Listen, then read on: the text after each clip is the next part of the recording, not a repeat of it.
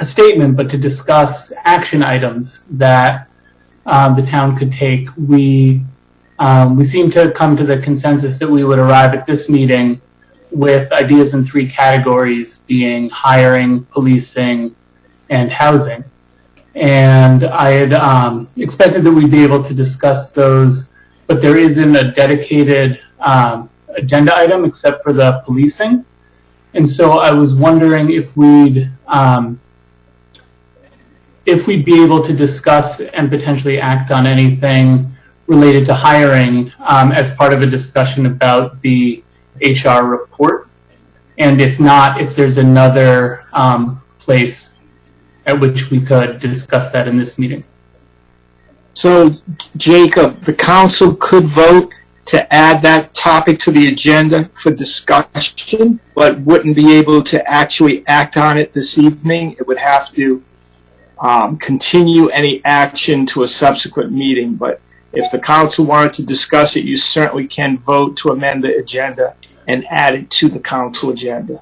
So would a request for more information from town administration be considered an act, or could that just be an outcome of discussion? That can be an outcome of discussion. You're actually permitted to refer matters to town staff under these circumstances, yes. And you don't need a motion for that. You could just ask. Okay. President Carroll, would you like to discuss that potential motion now or wait until after consent agenda? Why don't we wait until after the consent agenda? Okay. So then, as far as items from consent agenda, the department reports, specifically HR, police, and assessors, and correspondence, specifically Chris Klein, Mary DeWitt, and the section of the defund police.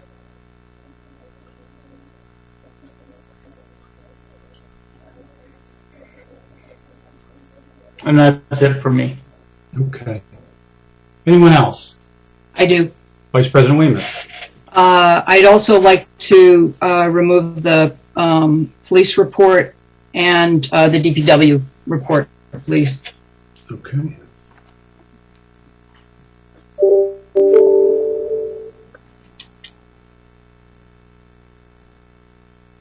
Anyone else? Okay. With the exception of item 8 and item 11, do I hear a motion to accept the consent agenda as presented? So moved. Second. Motion's been made by Vice President Weymouth, seconded by Councilor Boyajian. Vice President Weymouth, how do you vote? Aye. Councilor Boyajian, how do you vote? Aye. Councilor Breyer. Aye. And Councilor Hearn. Aye. And I also vote aye. The motion carries unanimously. So, Vice President Weymouth had police report. Yes. I also had DPW, which is right. And I'll do the DPW. I've made a commitment to report trees planted and the number of trees planted and the number of trees removed. And in the June report, I just want to say publicly that remind the public that 5 were removed and 2 trees were planted. I'm happy to say that in the May report, however, 22 trees were purchased with the Town Council Contingency Fund, and 6 were removed from town, but the 22 were either planted at the new nursery behind the Barrington Community Garden, as well as on town properties, and I see that as a very positive step. No, they don't, because you've got 2 salespeople who don't even use plants. Can we mute our phones, please, folks? Thanks. For the police report, I have two items.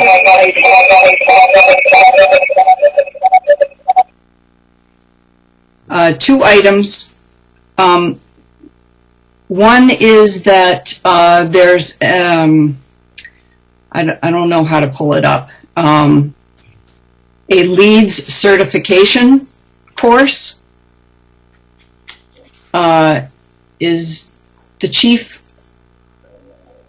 somewhere there? My question is, are officers required to attend the LEEDS certification course, or is it voluntary, or can he talk a little bit about that? Yeah, we are. That's a certification for an instructor. We've already had training in de-escalation, as I think I said in the past. But this will allow us to have an instructor on board within our own department. It's not a forced thing, but we do have officers interested in going. So we will be sending one that'll be trained in the de-escalation. And I know I put the training description on the attached to the monthly report, and there's a lot of other things they'll be trained in. But it'll be good to have an instructor within our own department. So that's the reason for that training and the reason why I posted it. And we will be sending someone in September. Great. The other thing which I wanted to bring attention to are the two officers who quite clearly saved lives in what sounded like a potentially lethal fire, house fire. And I'd just like you to speak a little bit to those officers. Yes, Right. thank you. Thank you, Kate. Yeah, I submitted, with the monthly report, I believe, I hope you saw it, the commendations for each officer. And the only thing I would like to also include, and I have to apologize, I got busy, and you bringing up the incident again that happened back in May. I'm actually looking at the monthly report to get the exact date. I'd like to find the female resident who called in the fire, because if not for that resident at, I think it was about 3 o'clock in the morning, we would not have responded. So, I mean, the first thing that needed to take place was that resident being aware and calling us. I'd like to recognize her as well. I'm still looking through on my report for the date.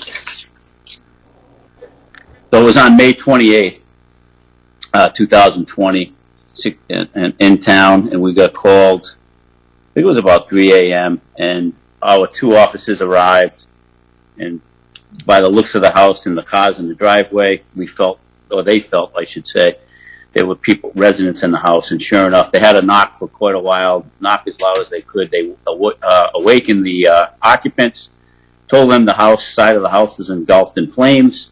They entered the home.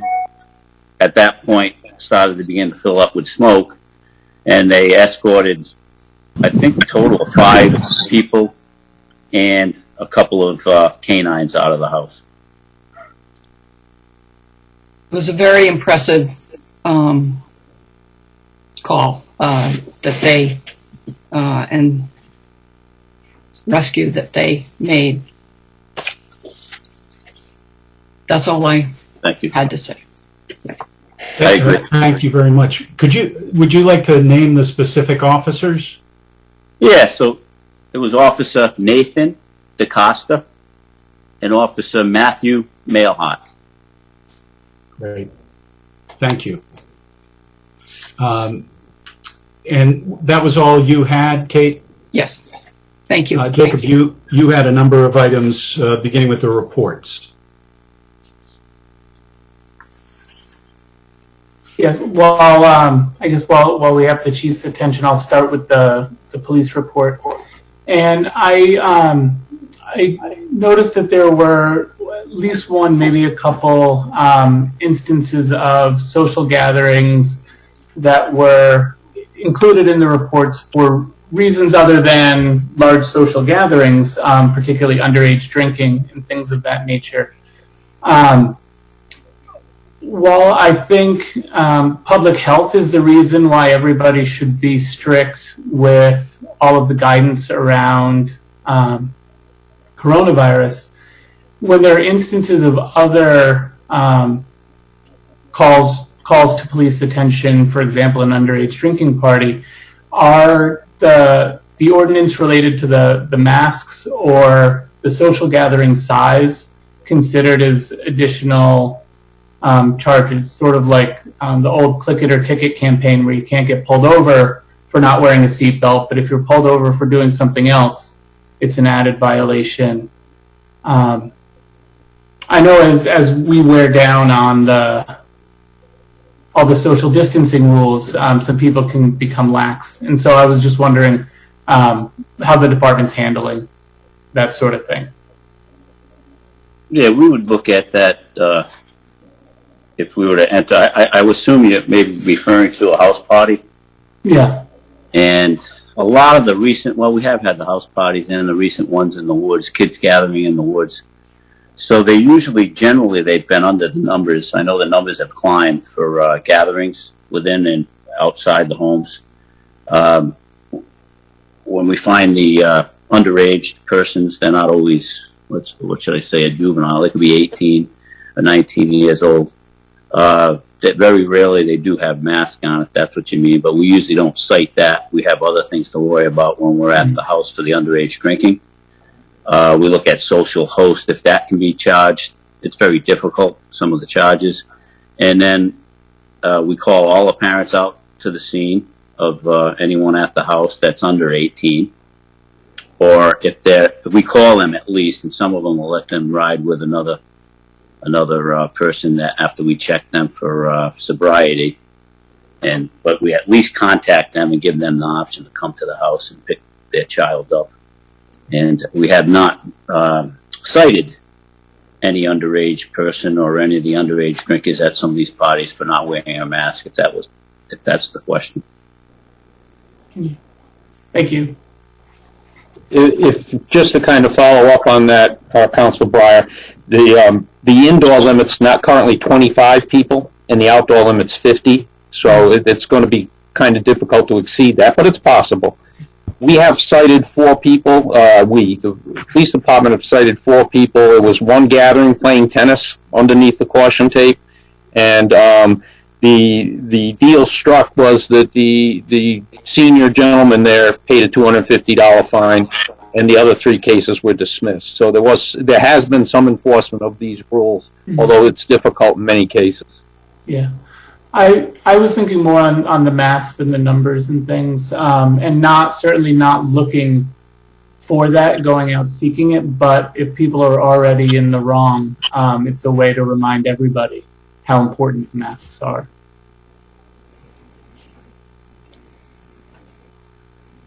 So the next is on the HR report, and I saw that Marianne, you had spoken with Representative Williams and Cliff Montero, and I was just wondering if we could hear a little bit about those conversations.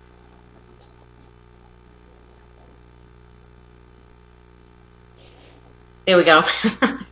I was muted. Quite honestly, we had a brief dialogue about the things we've been doing in Barrington to try and recruit, and he, unfortunately, had no additional suggestions for us because we've been uncovering every stone trying to, but with our new DPW positions that we just got approved Saturday, I'm going to reach out once again and say, hey, second set of eyes, what else do you think I should be doing here? But he was pretty impressed with all that we do currently.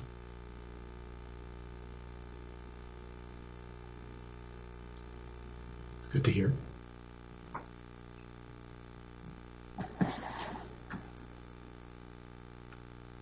Thank you. I said thank you before, but it was okay. I had 2 questions on the assessor's report, and that was first the reason, and I think I've asked it in the past, but I get the question a lot, so I think just a reminder for folks, is the reason why the elderly exemption has to be filed each year. if somebody's at the baseline amount for it, because there's no chance they've gotten younger, unfortunately. Right. The exemption starts on July 1st and it expires on June 30th each and every year. As a matter of fact, I think Ian Strong asked me that at a council meeting one night. Why can't we just continue it? But that's how it's written and that's how it's followed. It's a one-year exemption and you have to reapply for it every year. And so when you say that's how it's written, is that state law or is that our town ordinance? I believe it's in the town ordinance that way. Okay. All right, thank you. The other was that I noticed, although the quantity of home sales are down, it looks like the value is up. And I was just wondering if you've noticed anything in our local market or surrounding neighboring communities about kind of what the market's doing right now. There is a lack of inventory for sale, and believe it or not, partially due to the COVID virus, people that don't have to work in New York or Boston or Philadelphia or wherever are opting to, shall we say, move back home again and work out of their houses. And lack of inventory and that kind of demand is driving prices up. Okay. Thank you. You're welcome. May I jump in and ask a question of Mike? Sure. Is that possible? Yeah. To piggyback on what Jacob's questions were? Is that appropriate? Yes. Okay. Yes. I read somewhere that actually Barrington sales were the highest in the state. Is that correct, Mike? I'd be surprised of that because there's a limited number of sales in places like Jamestown and Block Island, to name a couple, where the median price is kind of astronomically high. As just an aside, I had a long conversation with the assessor in Narragansett today, and he's experiencing the same kind of increase in value due to a lack of inventory. He called me about revaluation issues, but the conversation went that way. All right, I must have misread that.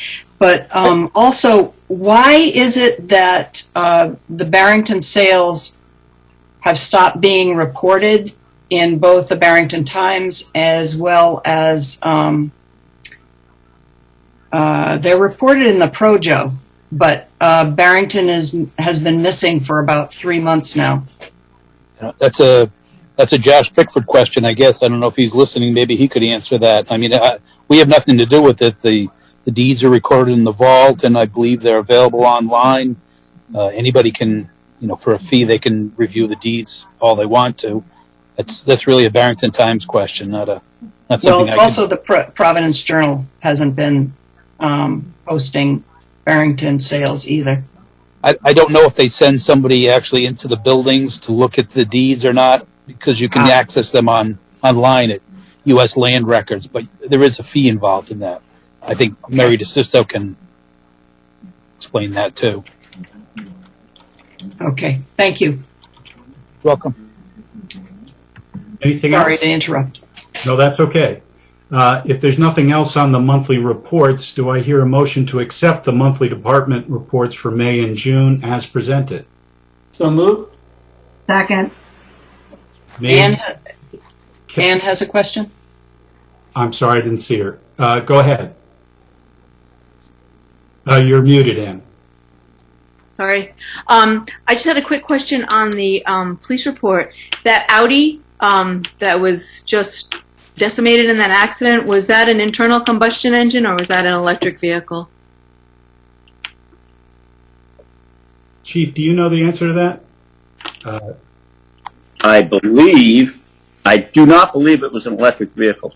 Really? Thank you. Thank you. Motion has been made by Councilor Breyer and seconded by Councilor Hearn to accept these monthly department reports for May and June. Vice President Weymouth, how do you vote? Aye. Councilor Boyajian. Aye. Councilor Breyer. Aye. Councilor Hearn. Aye. And I also vote aye, so the motion carries unanimously. The next item is to acknowledge correspondence, and the Councilor Breyer wanted to discuss a couple of items on here. Councilor Breyer. Yes, so the first was Chris Klein, and I was just, I was intrigued by that, the request for what the 911 protocols are and how we could potentially save money there. So I was just curious about what the progression of that conversation has been.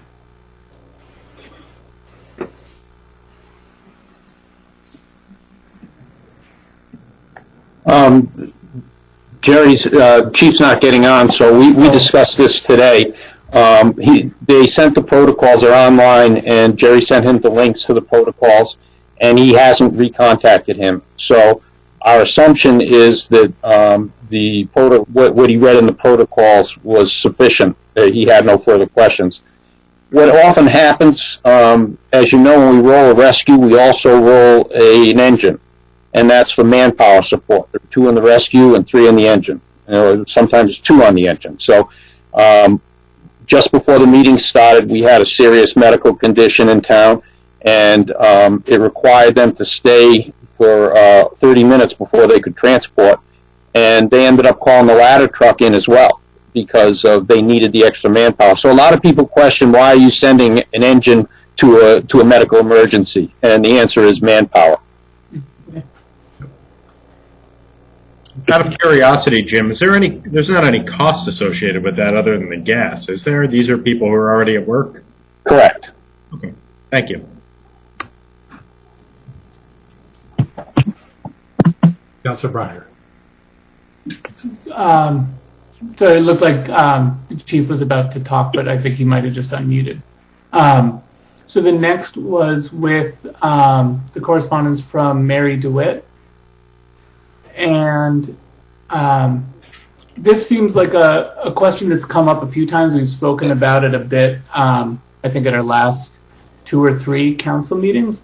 And I was just wondering if we can put together some sort of communication that can be on the website that explains what our beach pass policy is and why. I mean, I know how to acquire a beach pass, and that policy is clear and people figure it out. But as far as why it's open to more than just Barrington residents, and what the state obligations are to keep that, and why. Okay. That is not on our agenda, so we can't talk about it. We can certainly bring it up at our next meeting, or we can discuss it today, but we can't vote on anything. Where is she? So what's your preference? Would you like to see if we can discuss it today? No, I mean, I don't think the discussion around it is. I think the council is in. We've discussed the topic in the past. I wasn't thinking that we wouldn't be able to have something go up on the site. So if we can't take that action, I don't think there's a need to discuss it, but maybe just at our next meeting. And maybe it happens before then, who knows? If I can provide just a quick update, Michelle and I discussed it today.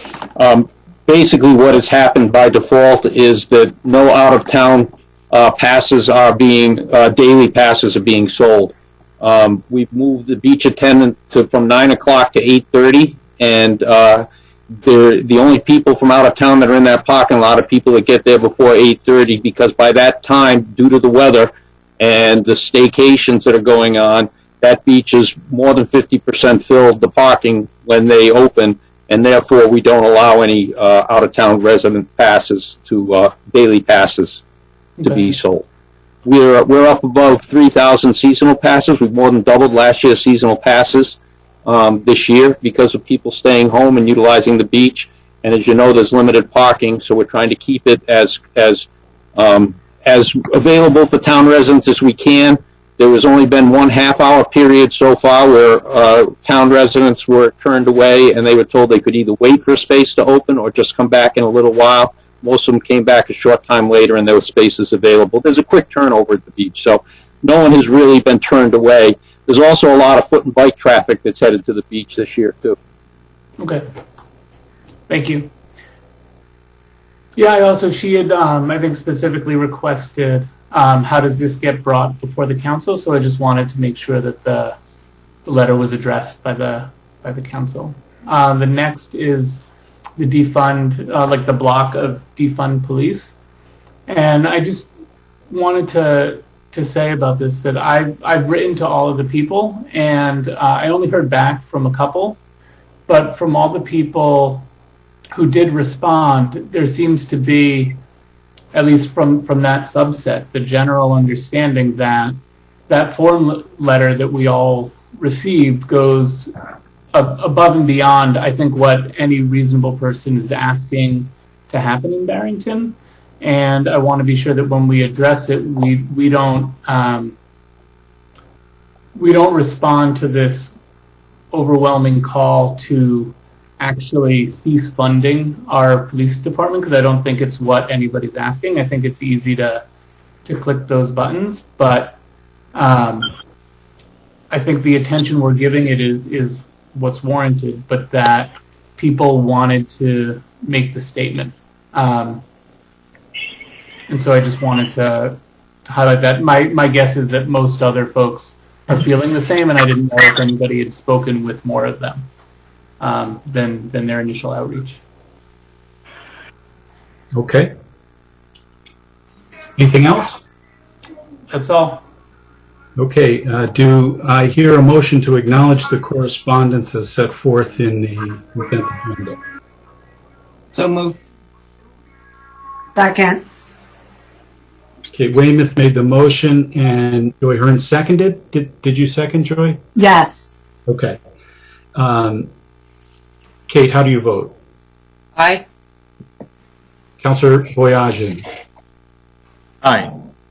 Councillor Breyer. Aye. Aye.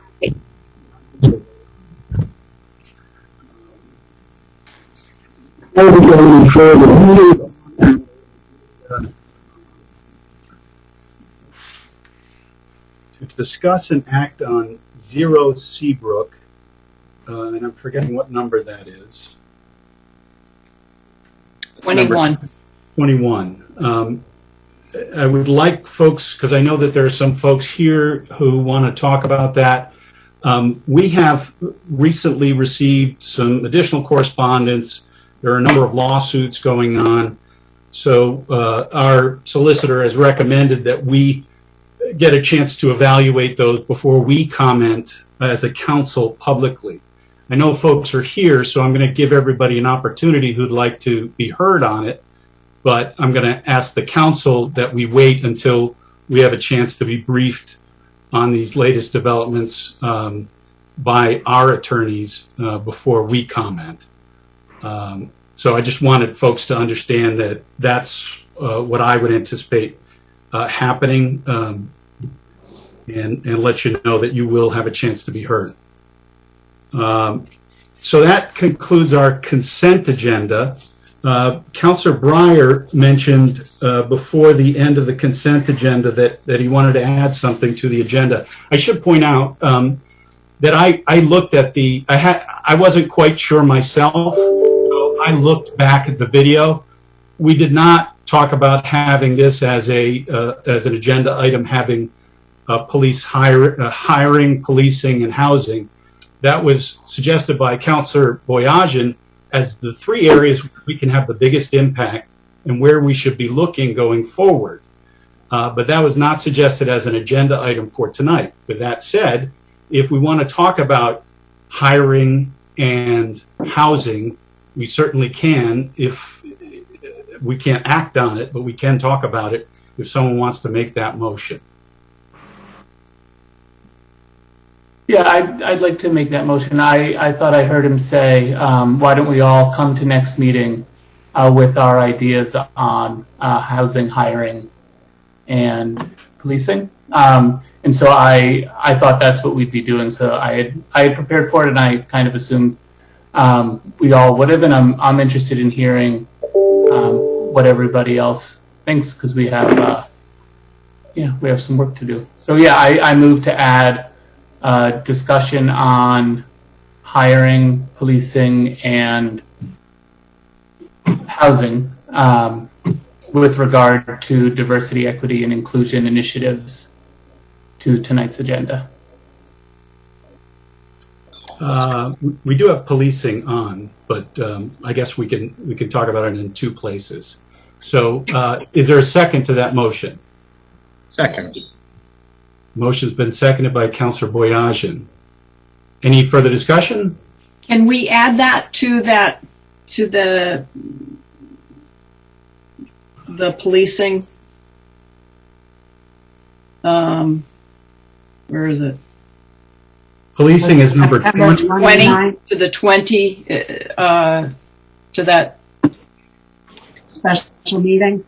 You know what? I just as soon add it. We can add it after 21. We have some folks here on Seabrook Court, and I don't want to keep them waiting longer. That's fine. So if we can add it after 21. So, Vice President Weymouth, how do you vote? Aye. Councillor Boyajian. Aye. Councillor Breyer. Aye. Councillor Hearn. Aye. And I also vote aye. So that will be added after discuss and act on Seabrook. Next item is our Bristol County Water Authority monthly report. Is our chairman present?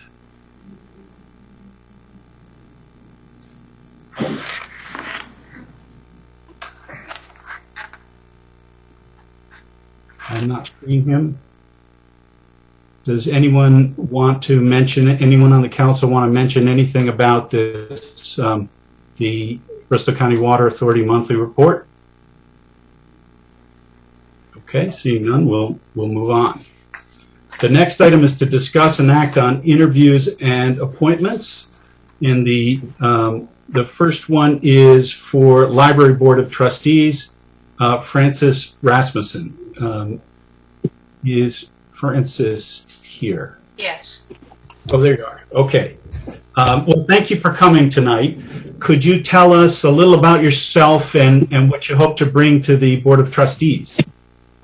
Yes, thank you, Mr. President. I have been a resident of Barrington since 1983, and I raised 4 children here, none of whom sadly live in town at this point. But the library has always been important to my family, and I'm an enthusiastic supporter.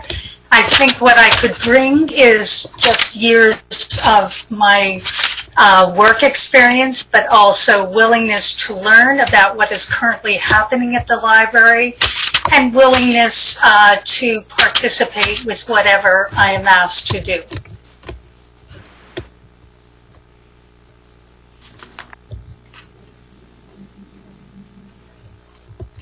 Thank you. Does anyone have any questions? Okay, well, thank you for your willingness to serve. Does anyone want to make a motion?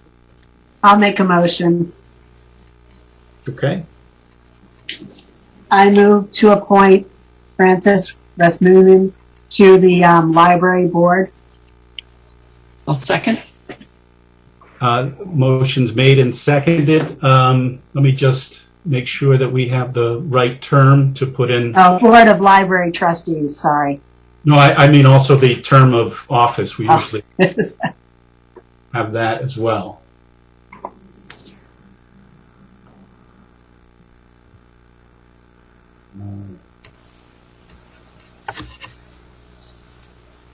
To appoint Francis Rasmussen to the Board of Library Trustees to fill a term ending December 31st, 2023. Sorry about that. Okay. And Vice President Weymouth, do you second that? Yes. Okay. Made by Councillor Hearn, Vice President Weymouth seconded. Vice President Weymouth, how do you vote? Aye. Councillor Boyajian. Aye. Councillor Breyer. Aye. Councillor Hearn. Aye. And I also vote aye. The motion carries unanimously. Thank you very much, Ms. Rasmussen. We appreciate your willingness to serve. Thank you. Next item up is for the Resiliency and Energy Committee, and this is Eric Weisner. Mr. Weisner? Yes, how are you doing tonight? Well, thank you. How are you, sir? Good, thank you. Thanks for coming in, and thank you for volunteering for this. Can you tell us a little about yourself and what you can bring to this committee? Sure. So unlike Francis, I just moved here a month ago, so I'm new to the town. So I'm interested in helping out this town with my background. So for the past 10 years, I've been working with National Grid in different aspects. So I was an engineer, I was a field supervisor, now I'm an engineering manager. So I have a wide range of background and experiences, and I've dealt with distributed generation projects. I've dealt with customers before, so I'd be interested to help the town out with their energy needs, and and also learn from different members of the committee as well. Great. Thank you. Are there any questions from anyone on the council? Okay, seeing none, I thank you for your willingness to serve. We will be voting in just a moment, Mr. Wiseman. Does anyone want to make that motion? I'll make a motion to appoint Eric Wisner to the Resiliency and Energy Commission to fill a term ending November 30th, 2023. Motion made by Vice President Weymouth. Mike, before we continue with that, I'm going to have to recuse myself on that one. Okay. Thanks. Councilor Boyajian is recusing. I will second the motion. The motion has been made by Vice President Weymouth, and Councilor Carroll has seconded. Is there any further discussion? Okay, Vice President Weymouth, how do you vote? Aye. Councilor Breyer? Aye. Councilor Hearn? Aye. And I also vote aye. The motion carries 4-0 to 1, one being a recusal. Thank you very much, Mr. Wisner. I'm looking forward to working with you. That is a committee that I am the liaison to, and they've been doing great work. So thank you. Great, thank you very much. Next item on our agenda is public comment. This is a chance for folks of the public who want to speak regarding a topic that's not already on the agenda. If you'd like to speak, please indicate you'd like to speak by raising your hand. I'll go first through the folks on video, and then if there are folks on the phone, I'll call on you, so just please be patient. When you're recognized, please state your name and address for the record, and this is a 2-minute statement. Would anyone like to be heard for public comment?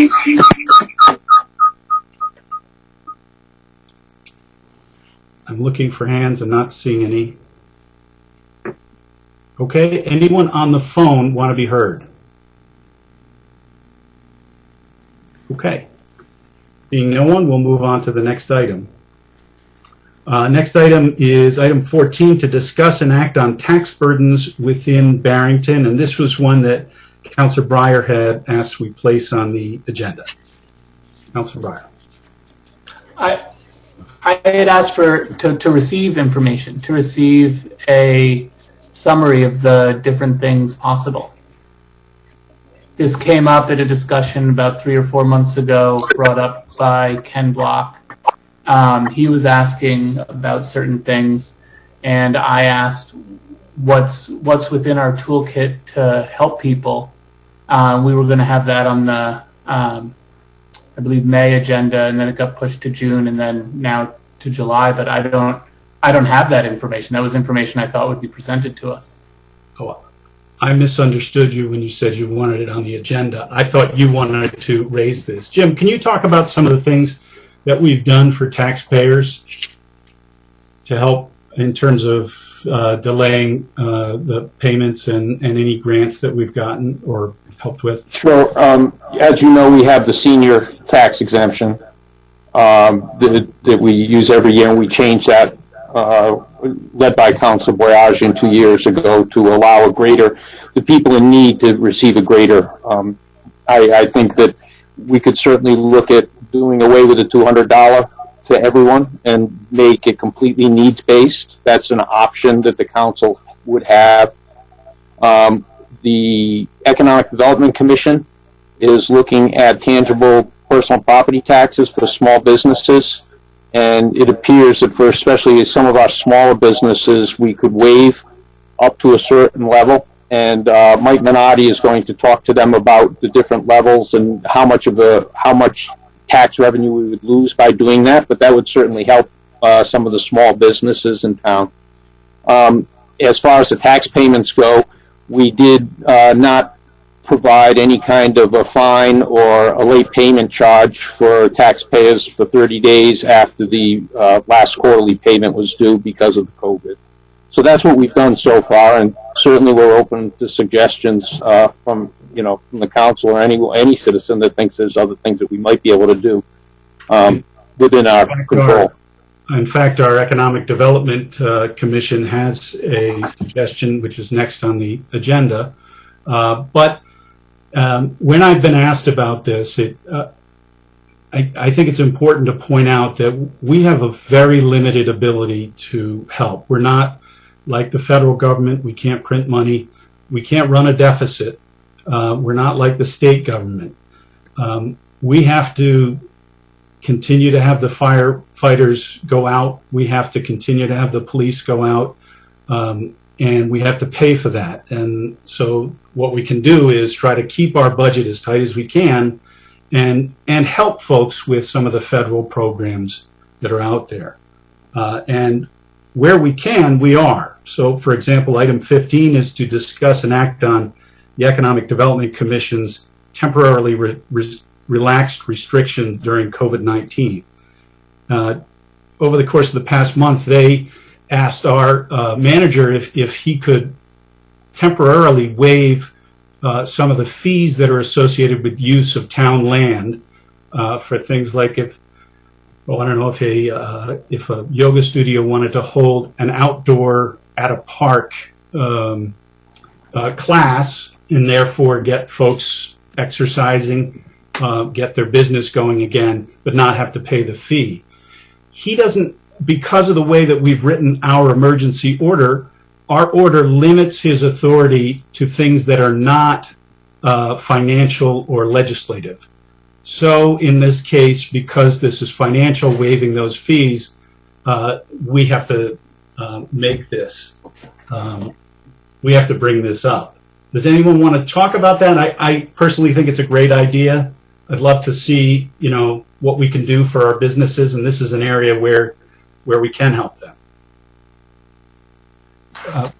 Councilor Hearn, yes, please. Thank you, President. So I think it's a terrific idea to waive fees for the public use of, our town properties for these businesses, and a yoga studio isn't even allowed to be open right now. So I think that's terrific. I love the idea of the outdoor seating that we've expanded. I am all in favor of our economic team getting out to these businesses and saying, what can we do? There's lots of things I think that we can do without, that don't really impact the dollar amount. It just allows them to be a little more hassle-free. And if we can allow them to do a better signage without going back to our cumbersome signage policy. I'm all for whatever is allowing businesses to be as clever and flexible as they can be right now. So I applaud and urge us to be letting them get creative with what will help their businesses. I agree. I agree as well. I should note too that we did early last year relaxed our sign ordinance, and I am seeing the way for your signs out in places now permit and a few other things. So we're saying can someone want to do something else on the signs? I'm certainly open to listening to it.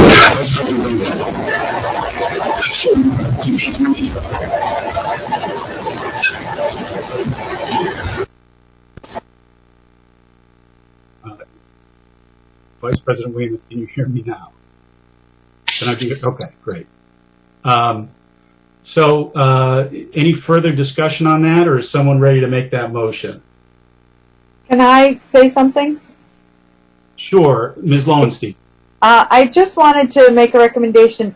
small business people, as a consultant to small business for many years, I can tell you they're full of ideas. And I don't know if there's such a thing as a town council meeting dedicated to business, but if the town council called a special meeting and asked the town council, the small business people to attend only for that reason, that you're going to have a special meeting for people to come forward and make recommendations as to what would be helpful for them, and then perhaps produce some kind of a document that explains the parameters that you just explained very well, President, of what the town can and can't do, and allow people to give you the tools. It's very hard for you guys to figure out what people need. So that would be my recommendation. Let the people work for themselves and come to you with recommendations. Make a point of it. Thank you. That's a great idea. But isn't that the mission of the economic development? They represent us and would seek that information. Yes, I would be. In fact, I'll raise it with them on the liaison to the Economic Development Commission, and I'll raise it with them to see if they would like to have us hold a special town council meeting. We have on there a representative from the Barrington Business Association and a number of other businesses, and that they can help spread the word, along with our economic development liaison, Deborah Trim. So we can certainly, I'm open to that if that's what they want. We want to make sure we get the word out, and sometimes that's a little tough. Yeah, if I could just make a comment on what you just said, President, that is the crucial point. It's a very difficult time, and everyone's attention is limited, and getting the word out, very few people attend the town council meetings compared to how many people live in the town, and you have a unique pulpit from which to get the word out. What you just said is vital. I'm not sure the Economic Development Council has the same weight. So I really need your input. Okay. No, I tried this plug, I tried that plug, so it just isn't charged. I would just ask if we can mute our phones while we're not speaking. Thanks. Do I hear a motion to suspend fees as listed in the town ordinances section A225 for the utilization of town property for Barrington businesses until December 31, 2020? Mike Cal, this is Mike Ursillo. Before you get that motion, can you just clarify that you're on agenda item 15 because you started with 14 and then moved to 15? I apologize. I am on item 15. So who made that motion? That was You did. Councilor Hearn. Oh, I did. So Councilor Hearn made the motion. Councilor Wayman seconded the motion. Any further discussion? Yeah, one point of discussion, Mike. Driving by, I think it was Nacho Mama's, where they're set up outside right now. I recall, I guess I was in high school when the town got in a long, ridiculous lawsuit over a purple cow being parked in the same place. And it occurs to me it actually is much better the way it is now. And I'm wondering whether we could refer to the planning board to come up with some proposed zoning changes that would allow this kind of outdoor operation on a, we have neighbors to deal with, obviously, in a lot of the small business zoned areas. Those are very close to residential neighborhoods. So I'm sensitive to that. But I think it adds some vibrancy and probably overall will increase the amount of foot traffic that is directed to the businesses, not only that operate outside, but that are adjacent to them, and probably without too much impact on the town. Again, going back to the purple cow, everyone thought that was, the end of Barrington when that was put out there, and it, was just kind of absurd in the long run. And maybe we can sort of roll back what has been a little bit of a provincial attitude towards outdoor operations. I agree. Sort of make it a permanent thing. I think we stand to benefit from it. I think that makes a lot of sense. It's not on our agenda, but I'm sure the planning board will hear about this. So we don't need to vote on it. The planning board can go ahead and discuss it. We began to do that with our sign ordinances because the purple cow, I believe, was a violation of the sign ordinance. And we've been a lot more relaxed. I said that we were going to, I remember when we were going through this, and the one line in the sand was we weren't going to do those inflatable flopping things on the side of the road. But other than that, we've opened it up quite a bit and made it easier. So there's been a motion and a second. Vice President Weymouth, how do you vote? Aye. Councilor Boyajian. Aye. Councilor Breyer. Aye. Councilor Hearn. Aye. And I also vote aye. The motion carries unanimously. Thank you. And thanks to our Economic Development Committee for that very good idea that took longer than we wanted to get in place, but we can't get the, we have to go through these processes.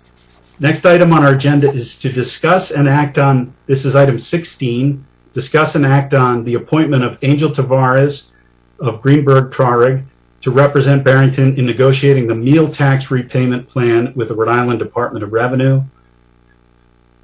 Just by way of background, a number of communities were hit with a surprising letter when they learned that the meal tax revenue that they've been receiving was going to be pulled back because a taxpayer had incorrectly overpaid the tax substantially for a significant period of time. Of course, that's not something that we have any visibility into. That's a state issue. But we are now working with the state on that issue as to how much and how long we have to repay these taxes that have we've received the benefit of for a few years. And I should say whether we can too. Angel Tavares is representing the city of Cranston. Cranston is paying for that, and they have allowed us to piggyback on that, and they will negotiate for us. So this is an opportunity to have Mr. Tavares represent our town on Cranston's nickel, and I very much appreciate it. Does anyone have any questions about that? Okay, Councilor Hearn. It's terrific. If he's actually doing this for free, I'm just very surprised. Well, he's not doing it for free. He's just charging Cranston. So, yeah. Very generous of the mayor, then. Councilor Breyer.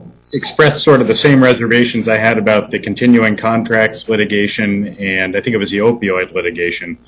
And it's not that I think it's a bad idea, much like the continuing contracts, but I think we have to be careful when we take advantage of sort of piggybacking, that we know that this attorney is representing our interests and that it's very clear to him that we are not Cranston and we're an individual client that he needs to report to and take direction from.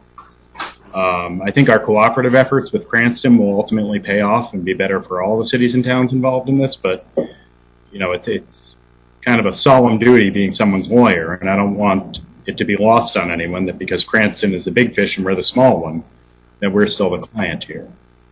Absolutely. Does anyone know if there's indication that they're trying to recruit more towns? There are other towns. Jim? There are other towns. There's 7 total. 2 have not chosen to participate in our conversations that we've had, our conference calls. But Angel Tavares is negotiating with the Department of Revenue for a repayment plan. He did the research to find out that there really was no recourse as far as us not repaying it. The state's initial input was to pay it back in 12 months, although they made the overpayments over a period of 3 years. So last we talked, he was going to talk to the Department of Revenue about a 48-month payback period for all the communities involved.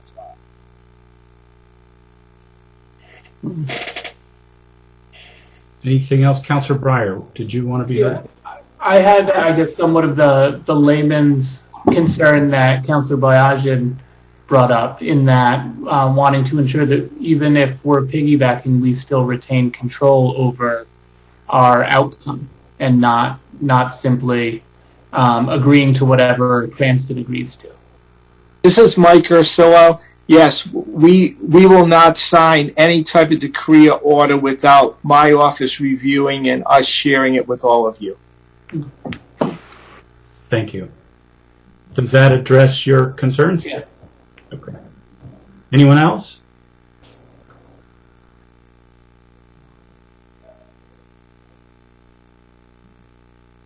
Okay. Do I then hear a motion to approve the appointment of Angel Tavares of Greenberg Traurig to negotiate for the town of Barrington the meal tax repayment plan with the Rhode Island Department of Revenue? So moved. Second. Motion made by Vice President Weymouth, seconded by Councilor Boyajian. Vice President Weymouth, how do you vote? Aye. Councilor Boyajian. Aye. Councilor Breyer. Aye. Councilor Hearn. Aye. And I also vote aye. Motion carries unanimously. Next item on our appointment is to discuss and act on town monument. This was also a part of our correspondence. I want to make sure and see if we have one of our town historians online here.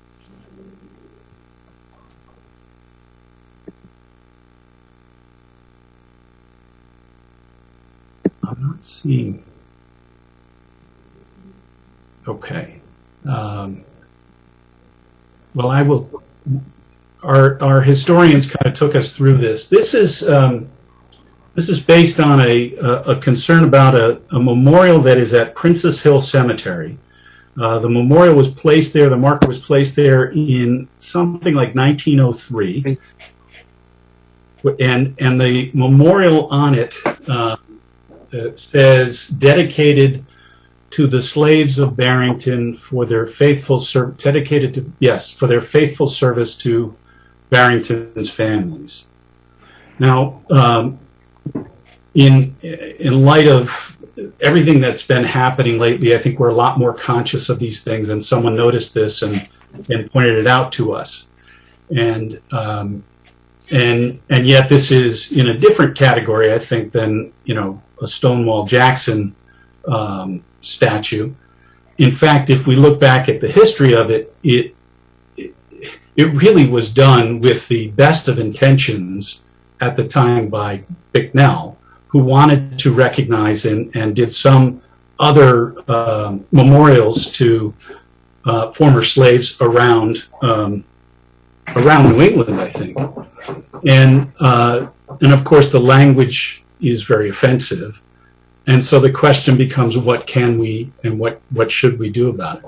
In terms of what can we do about it, the town council, I don't believe we can do anything because this is on cemetery land. So this would fall to the cemetery committee.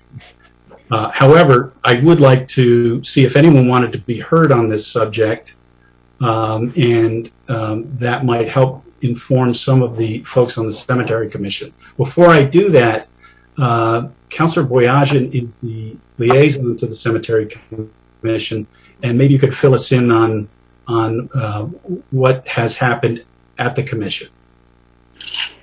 Sure, I can give you the incomplete story because the meeting they dealt with this, I was only able to call in briefly and just explain what had come to our attention through correspondence. Then I had to jump and coach a Little League game. But generally, they're aware of the situation. In fact, it was only 2 summers ago that we were all walking around out there. About this time of year, someone had generously donated their time to do a ground-penetrating radar study in the vicinity of the monument, trying to identify whether there were any slave burials around it. It was conspicuous that in this section of Princess Hill, it's generally pretty used, and there's a big open space around it. And I think there were some markers that are consistent with ground disturbance, nothing conclusive, and I think it would need further study. But I briefed them on this and I asked them, to consider it very carefully, and I'm sure they will. I know there are several members here tonight who can probably tell you what the deliberation was like when I dropped off the call. My only suggestion to them was it's been there for 115 years. They didn't need to make a snap judgment in a week's time, and they should do what they think is right. And I have full faith in them. But I think I know I've seen Jim Bessel. I think I've seen Sue Shiro. Yep, Sue's here. And I can't scroll through fast enough, but I'd invite any of them to sort of chime in on what happened after I dropped off the call. Mr. Bessel, I see you raising your hand, sir. Yes, Jim Bessel. I'm a member of the Barrington Cemetery Commission, and like Steve said, we did talk about it at our last meeting last week. The discussion centered around why the monument was placed there. And if you read through the history, as you kind of briefly gave us, it was well-intentioned to provide a memorial to slaves that had served during revolutionary times. It was actually put in by Mr. Bicknell, a member of the Sons of the American Revolution. So it was well-intentioned that he was trying to honor people that had served this country. It may not have the 2020 version of political correctness, but it was well-intentioned at the time. And based on the fact that it is on cemetery property, we felt that the Barrington Cemetery Commission should come up with a solution to the problem. We talked in general terms about, the three avenues. The first was, do nothing, because the history of the monument, and unfortunately, I think Nat Taylor was going to come and speak on that, but Steve gave a good synopsis of Mr. Bicknell put it in and the reasons behind it. The second course of action, obviously, could be remove it. We thought that was rather rash, and we would have to discuss that further before we would make any movement on that.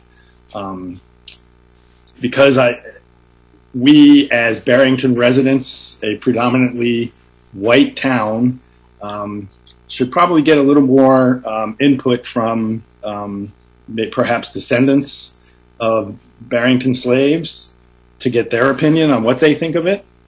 And then the third course of action would be not remove it, but perhaps replace or place an additional historical placard that kind of describes what I'm talking about in terms of what the history of why that monument was placed there and what it was for and what its intentions were, and a little historical perspective, and then talk about what it means in 2020 and the Black Lives Matter movement and things that are going on in America right now.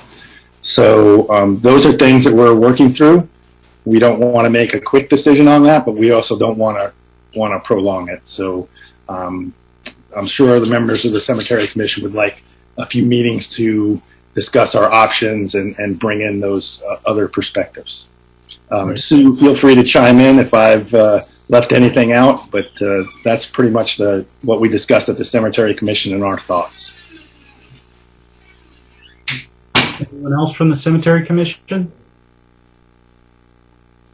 Okay. I do think it's one of these things that we want to make sure that we're not trying to erase history. I think as important as Mr. Bicknell's acknowledgement of and appreciation of the contribution of enslaved people from Barrington is the historical fact of his times and the language of that time. I do get a little concerned when we talk about removing without moving into a museum items like this, because we're not trying to erase history. We just need to put it in context. I don't think it's different to have a memorial out front, but we also need to acknowledge our history and our role in slavery. With that said, would anyone from who's joined us like to be heard on this?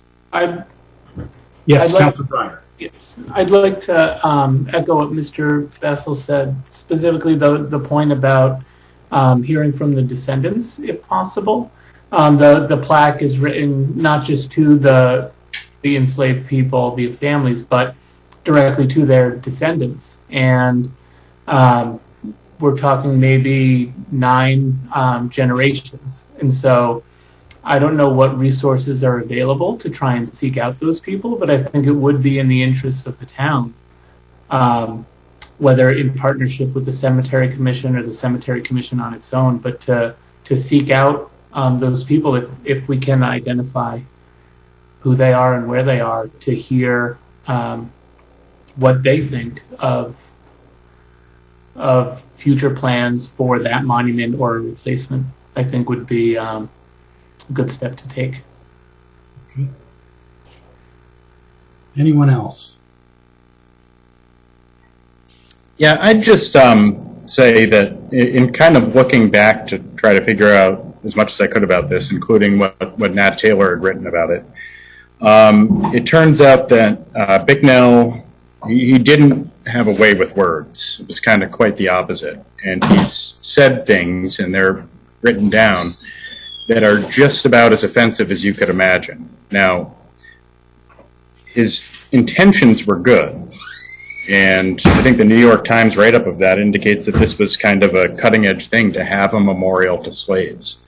But the language of the time was just abhorrent. And, you know, you couldn't say the things that were said as if you were serious anymore. I mean, you'd be, you know, asking yourself, how could we?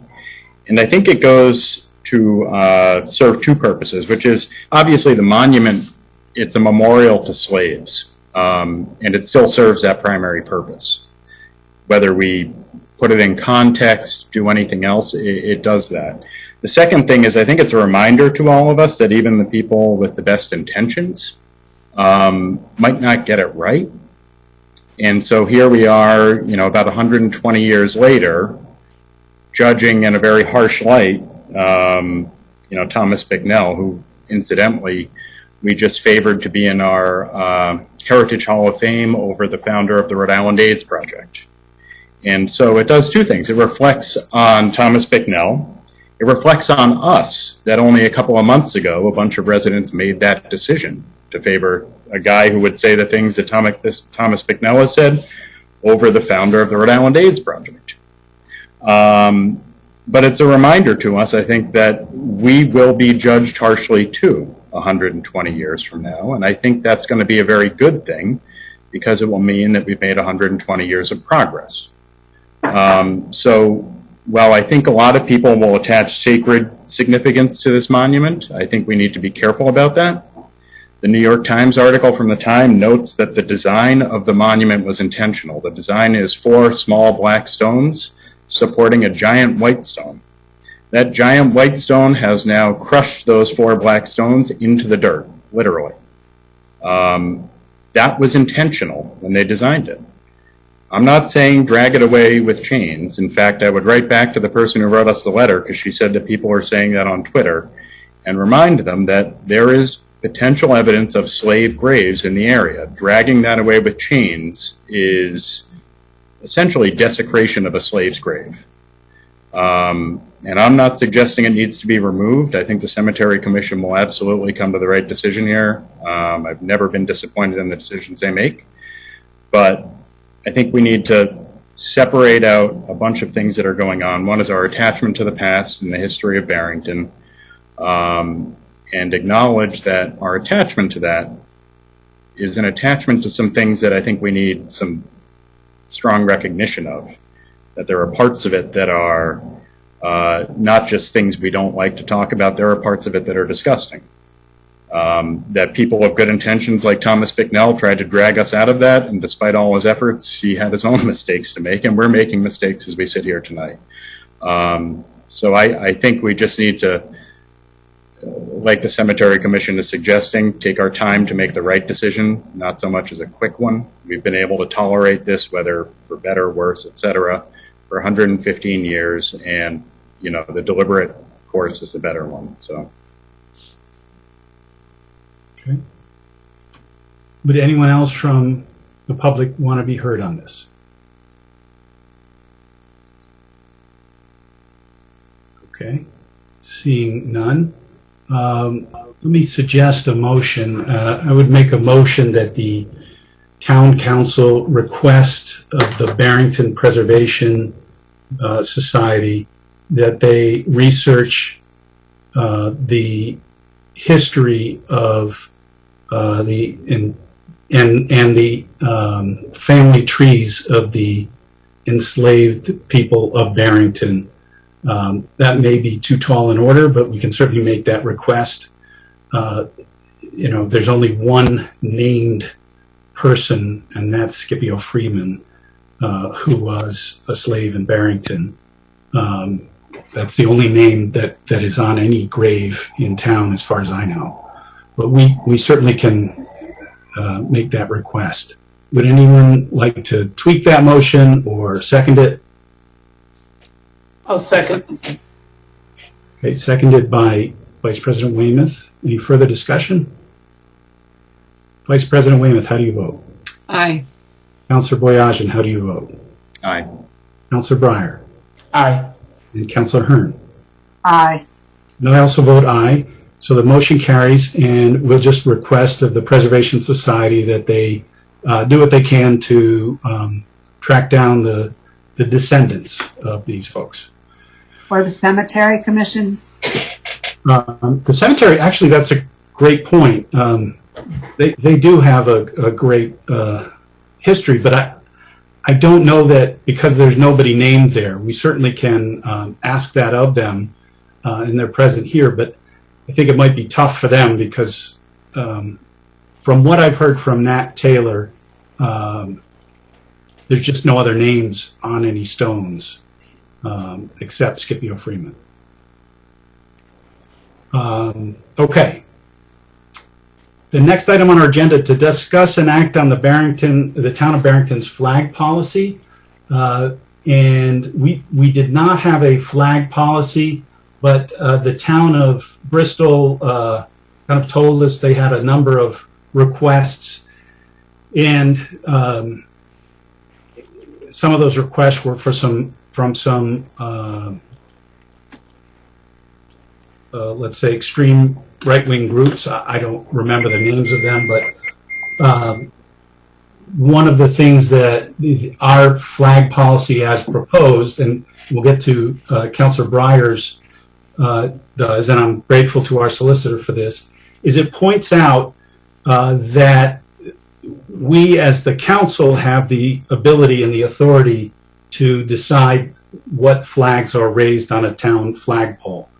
And that's fortunate because we wouldn't want, if there was some constitutional right for anyone to raise a flag, then unfortunately we would have to allow some very distasteful flags to go up. So this policy points out that we do have that authority, and it creates a mechanism for folks to request that their flag be raised. For example, we raise the Armenian flag each year to commemorate the Armenian genocide, and we raise the, along with the school committee, we raise the pride flag for the month of June. So that's the purpose of our flag policy, and a draft that was put together, and Councillor Breyer sent over a revised suggested changes to and do you want to take us through those, Councillor Breyer? Sure, yeah. So the first recommended or suggested, I should say, change is to include both the pride flag raising and the Armenian. Is it the Armenian flag that's raised, or is it a separate flag specifically for remembrance? I'm not sure, but whichever flag. It's the Armenian flag. Okay. So to include both of those flags in what is our standard policy, as we've already decided through resolutions that they would be. At least that's my understanding of the Armenian flag raising. So do you want me to run through all of them, or do you want to discuss them ad hoc? Why don't you go through all of them, and then we can kind of come back to them.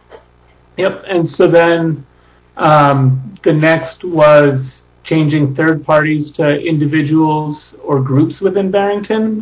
The reason for that change, and maybe for legal reasons, it should remain third party. But to me, I don't think of any resident of Barrington as a third party to Barrington, and I wouldn't want people requesting a flag raising to have that feeling that they're kind of on the outside asking for something.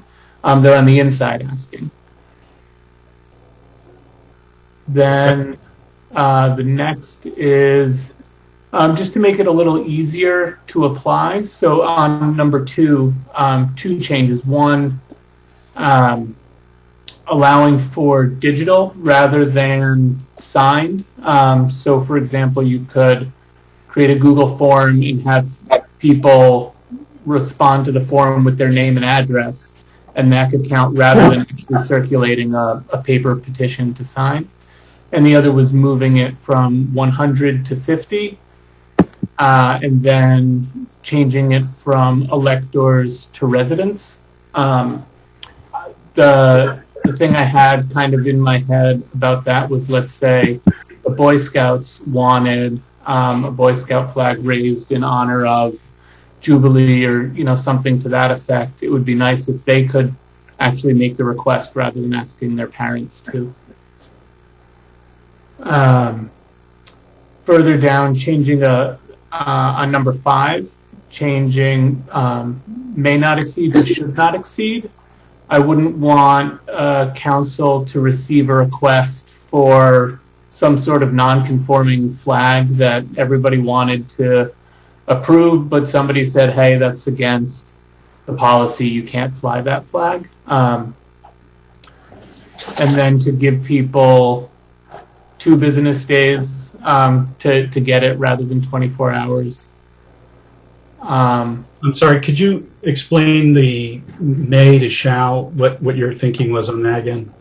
Yes, so I mean, most flags that you would get for this are 3x5, the 15 square feet, but there could be some sort of non-conforming flag that's a little bit bigger than that, or an odd shape, and so it measures differently. I just wouldn't want a future council to want to approve something that would go against its own policy. So changing it to it should not exceed 15 feet, but it's not breaking the policy for a council to approve something that is 16 square feet. Okay. So the next was to include the dimensions of the flag in the request to fly it, and when they would want it flown. And where would you have that go? So that's in number 6. So it would read, an applicant must include a description of the flag to be flown, including its dimensions. And then after the date, it would be and time period requested. And then to just give people an idea of the timing, that the request must be delivered to the town clerk no less than at least 1 week prior to the council meeting. That would be prior to the flag raising. They actually need to submit this request with a good amount of lead time that folks might not be thinking of. So I just thought somewhere in the policy should be that, so people have that advanced guidance. Okay. And then on the section regarding what the town will not consider to fly, to just add the emphasis that the determination of whether a request meets any of those disqualifiers is at the discretion of the council.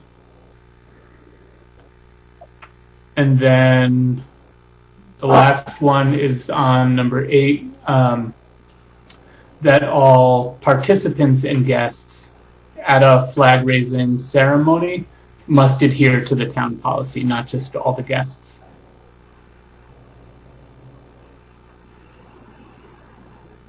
Okay.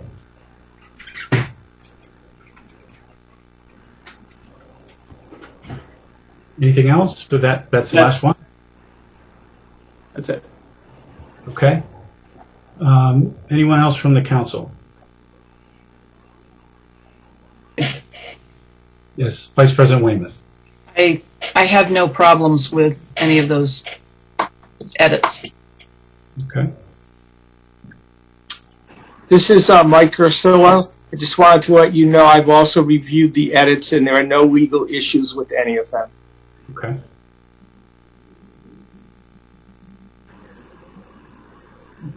Councilor Hearn? I think most of them are terrific additions, and I think it really clarifies the policy. I'm just a bit hesitant with the 50. I think that, you know, it's a big honor to have a flag flown. I don't think we want to be just flying lots of different flags. So I think keeping the threshold at 100 is kind of a bigger hurdle for kind of sponsorship and support for the various flags.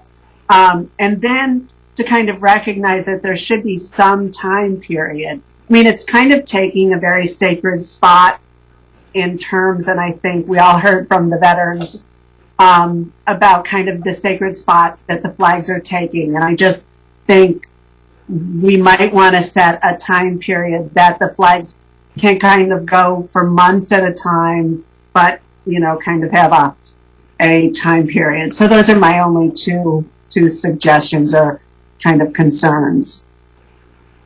Okay. Well, I'll say regarding the 50, I had, on my first pass through, initially made the change to 50, thinking about when I went through working with the group on the Pride resolution, how difficult it would have been to get 100 signatures, not because of the not because of any lack of support for it, but just the situation we're going through. Now, we're not going to have these social distancing rules forever, of course, but it made me really think how hard it is to go around and get 100 signatures when we think about getting signatures to have people on the ballot. It's difficult. But then with the change to allowing digital, I think if digital is okay, I'm good with going back from 50 to sticking with the original 100. So I'd remove my suggested edit of 50 without concern. Okay. And then regarding the comment on time period, this does actually include, where is it? What number? Number 6. Will be. So I just was focusing on the date and time period requested and whether parameters there. Oh, right. So on number, is it number 6? Yes. Yeah, where it says it'll generally be flown for 1 24-hour period. Okay, so yeah, I'm just wondering whether somebody could ask for 6 months. I guess it's then up to the town council to. Yeah, people can ask for whatever they want. Yep. Yeah, so I guess leave it up to the town council then. It could have a not to exceed. Yeah, maybe something. A month.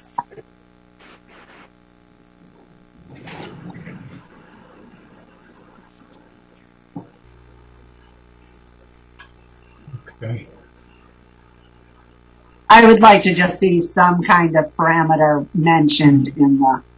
Yeah. I would agree with that.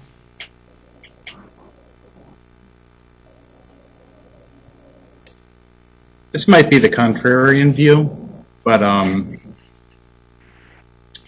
I think we should not adopt any policy for a few reasons. One, we don't make a practice of adopting policies. We adopt ordinances or we don't. The only one I can think of from 4 years on the council was the spending policy that we adopted. And that was done for a very particular purpose, which was to give bond rating agencies advance warning about how we might spend money in the future. But other than that, we use our judgment. And I think we should continue to do that here for a few reasons. The first is that by by setting a threshold, be it 50 signatures or 100, we're sort of implying to someone that if you go get them, we'll take you very seriously. But that's not entirely true, because I can imagine a number of things that could garner 100 signatures that I'd still be very dismissive of and would say no without much thought about it. I don't want to encourage people to go out and try to gather 100 signatures to stir up manufactured controversy by flying a flag for some stupid or disgusting cause because they think it can, shine a light on their cause and be grounds for some kind of publicity. Generally, requests to fly flags, I mean, I can tell you with the Armenian flag, I was surprised by it, pleasantly surprised when I joined the council. It had actually happened, I think, in the years prior, and it was done because someone wrote a letter to Peter DeAngelis from an organization saying it's very important to us because the U.S. Congress refuses to recognize the genocide that you fly this flag on Remembrance Day. And it was just done, which I think was good judgment. Now, it maybe makes sense in this day and age that the town council review these decisions before a flag is flown. But I think the recourse to people who disagree with them is you can write a letter to the paper, you can vote us out of office. But as long as we sit where we sit, we make the decision what flag flies at town hall, and I'm sure we'll all make the right decision that the American flag comes first, POWMIA below it, and then anything else that we say should be hung up. But I think also by adopting a policy, acting as if we're giving away some of that discretion where we know we're not, right? The policy itself says we're not. So in a sense, it's illusory that there is a policy, but the policy still is the town council will make its decision. And if it's one person who came to the meeting tonight and said, I want to pitch you on flying a flag and I'll tell you why, I think we'd all do what we always do, which is listen to them. And whether it was one person or 20 or 50 or 100, it wouldn't really matter. It would be whether or not we thought it was a good idea or a bad idea. I don't want people thinking that flying a flag at town hall is how they should go about pursuing their causes. And I think adoption of a policy suggests that that's what you should be doing. Time was that people who had a cause, the last thing they would want to do is integrate with the government and having it flown at town hall. They'd be more contrarian than that, and they'd be across the street from town hall yelling and screaming at the government, but not asking permission to fly a flag there. I just think it institutionalizes the idea of protest and cause, and I think that's sort of antithetical to the idea. I mean, I put special significance, I think, on the pride flag, because flying that flag is sort of the purpose. That is the cause, right? That so many people were kept and expressing openly pride, even on a government building, in itself is of significance. Most other causes are not like that. Most other causes, you have to pick up and actually do the work, and that's not to say the pride movement doesn't require work too, but a big piece of that is just saying, we're out in the open, we're not hidden in the closet anymore, and deal with it, and even our government thinks so. And that, I think, makes it kind of unique. But I mean, flying the Earth flag on Earth Day carries no significance to me. And that's not to say Earth Day has no significance to me. I just think, what does the flag have to do with it? I don't think we get enough of these requests to do this. I think it kind of reeks of trying to avoid the controversy that arose in Bristol. But if that controversy arose here, I think we'd do what we do, which is we'd exercise our judgment. We'd say, why does the Blue Lives Matter flag have to fly 1 week after the Black Lives Matter flag? Can't we see right through that request for what it really is? Establishing a policy, I think, is to say, no, we can't see through that request. We can't use our judgment. We need to have it programmed in advance. But we can't put down in words tonight the circumstances that 2 years from now would inform our judgment then if someone were to come to us and ask. But I have full confidence in all my colleagues right now, and I expect in the future. And again, the recourse is in protest in the ballot box. But I don't think we ought to write down something that is really of no binding effect anyway, other than to say that we've erected a framework that really is not really there. Mike Ursullo, can I ask you a question? Would I be accurate to say that if we pass this policy tonight, it would not be binding on the next council because one council cannot make a decision for the next council other than ordinance? That is correct. It would be non-binding, but if it were in place, the next council could take advantage of it. In other words, it wouldn't automatically expire. It would stay in place until such time as a future council decided to change it. Mm-hmm. I have a question related to what Councilor Boyajian brought up. As a matter of current, I don't know, it would be ordinance or just law, but if a group of 100 voters signed a petition to have anything put on a council agenda, they could, correct? A group of one could. Or you're saying that if 100, they could force it? Right. Anybody can request, but I thought I had heard at some point that there can be a petition circulated to have an item on the agenda, and it was a threshold of 100. Is that accurate, or did I dream that some night?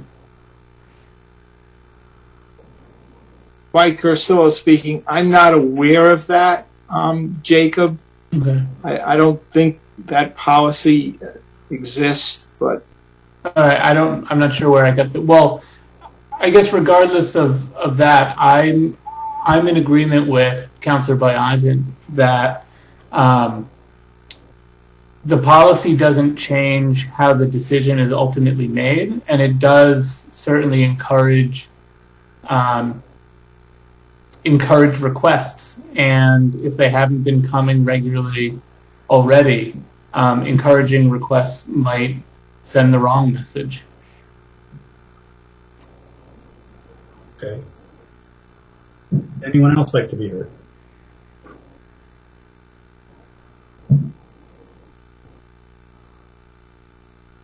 So, just a quick question. So, Jacob, you're saying that you're in agreement with Steve that no policy needs to exist? Yes. Okay. But if one did, I'd want it to be with the amendments I suggested. I'm, and I could go either way, I guess. I just think sometimes parameters are helpful in kind of sorting through the issues that come across a desk. And, I don't think that this necessarily sends out a welcome to anybody, flags galore or not. I just sometimes think in a governing body, it's sometimes helpful to have, okay, and if this request comes along, these are some of the parameters you can use to judge it. I hear Steve's argument and, Jacob's, as well, so I could go either way.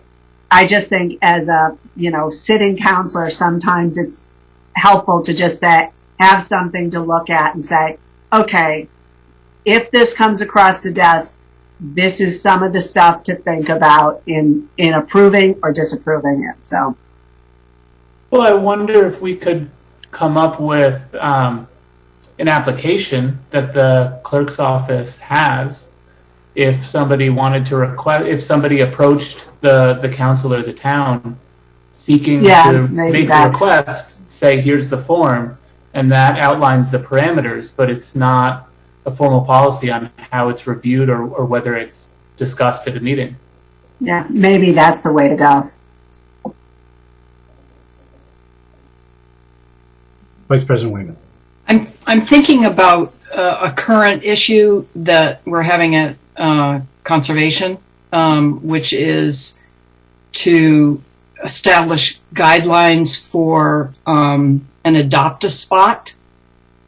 And I'm wondering if somehow this can be put into a form sort of in between both of those ideas that at least gives the clerk's office some sort of guidelines for an application. But I hear Steve's point, and it's almost like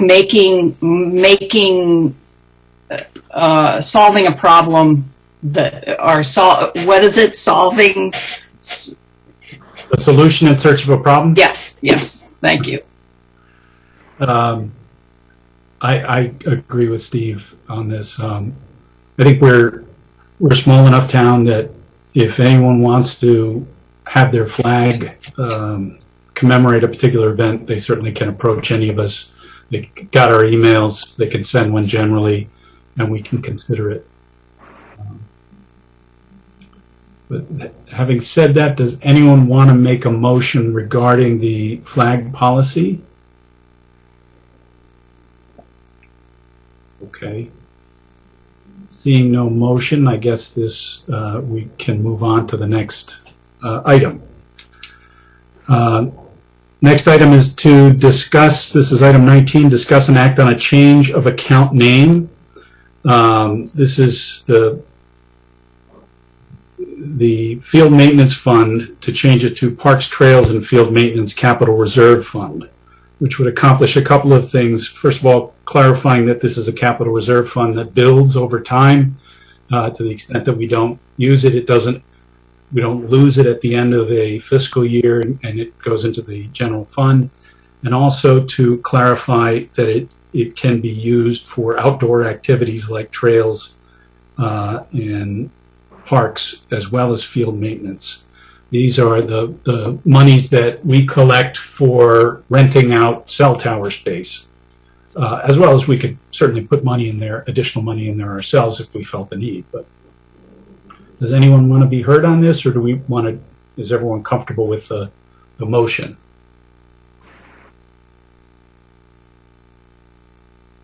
Anyone from the public want to be heard? Okay.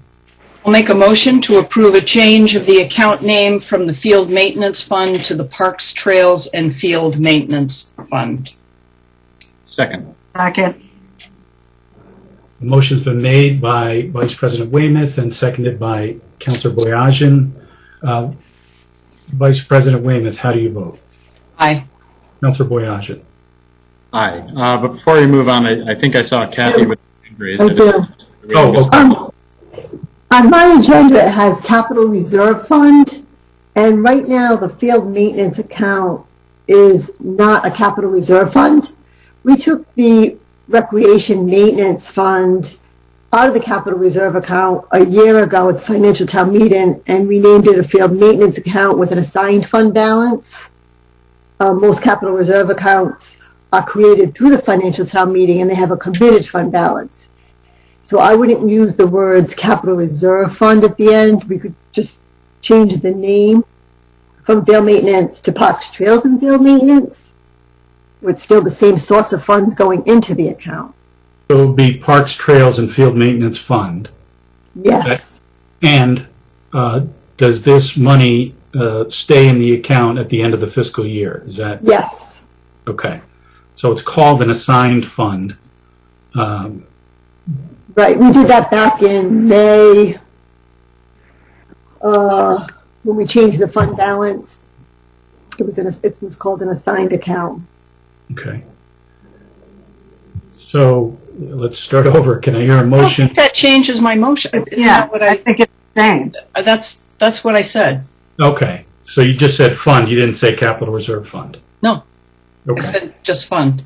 Okay. So Vice President Weymouth, how do you vote on this? Aye. Councilor Boyajian. Aye. Councilor Breyer. Aye. Councilor Hearn. Aye. And I also vote aye. The motion carries unanimously. Next item on our agenda is to discuss and act on community engagement of the Barrington Police Department use of force policy. This was to try to get a first meeting and I think everybody got polled for dates. The idea is that we're going to have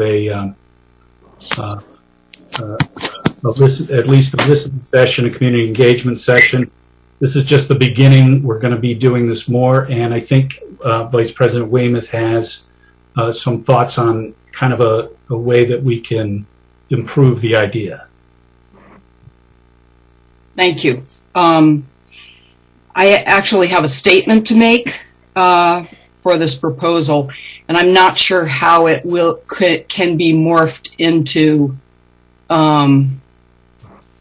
the proposed forum on September 29th, but just hear me out. I'm proposing a community listening project, or as I'd prefer to call it, listening for social change. And I quote, "Listening builds trust and respect, enables the disputants to release their emotions, reduces tensions, encourages the surfacing of information, and creates a safe environment where collaborative problem solving can occur. We must listen because otherwise we risk treating those unlike ourselves as at best mirror images of ourselves and at worst as inferior, exotic, or instruments for our own purposes," end quote. The format for the project would be similar to a project the town coordinated in 2008 after the tragic boating death of a BHS student by a fellow student. In that case, over 100 stakeholders were interviewed by 3 trained facilitators. The names of those interviewed and their interviews were kept confidential, but their combined testimony was used as the basis for a report which contained recommended actions for community healing and moving forward. Quote, "Listening projects move away from data and toward the issues which arise in the hearts and minds of those speaking while being listened to. It is a method and way to include often unheard and or unheeded voices.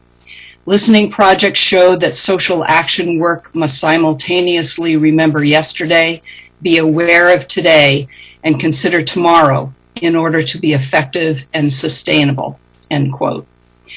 I've spoken at length with Maria Suarez, an associate dean at Brown University and a licensed clinical social worker who is a current member of the town's juvenile hearing board.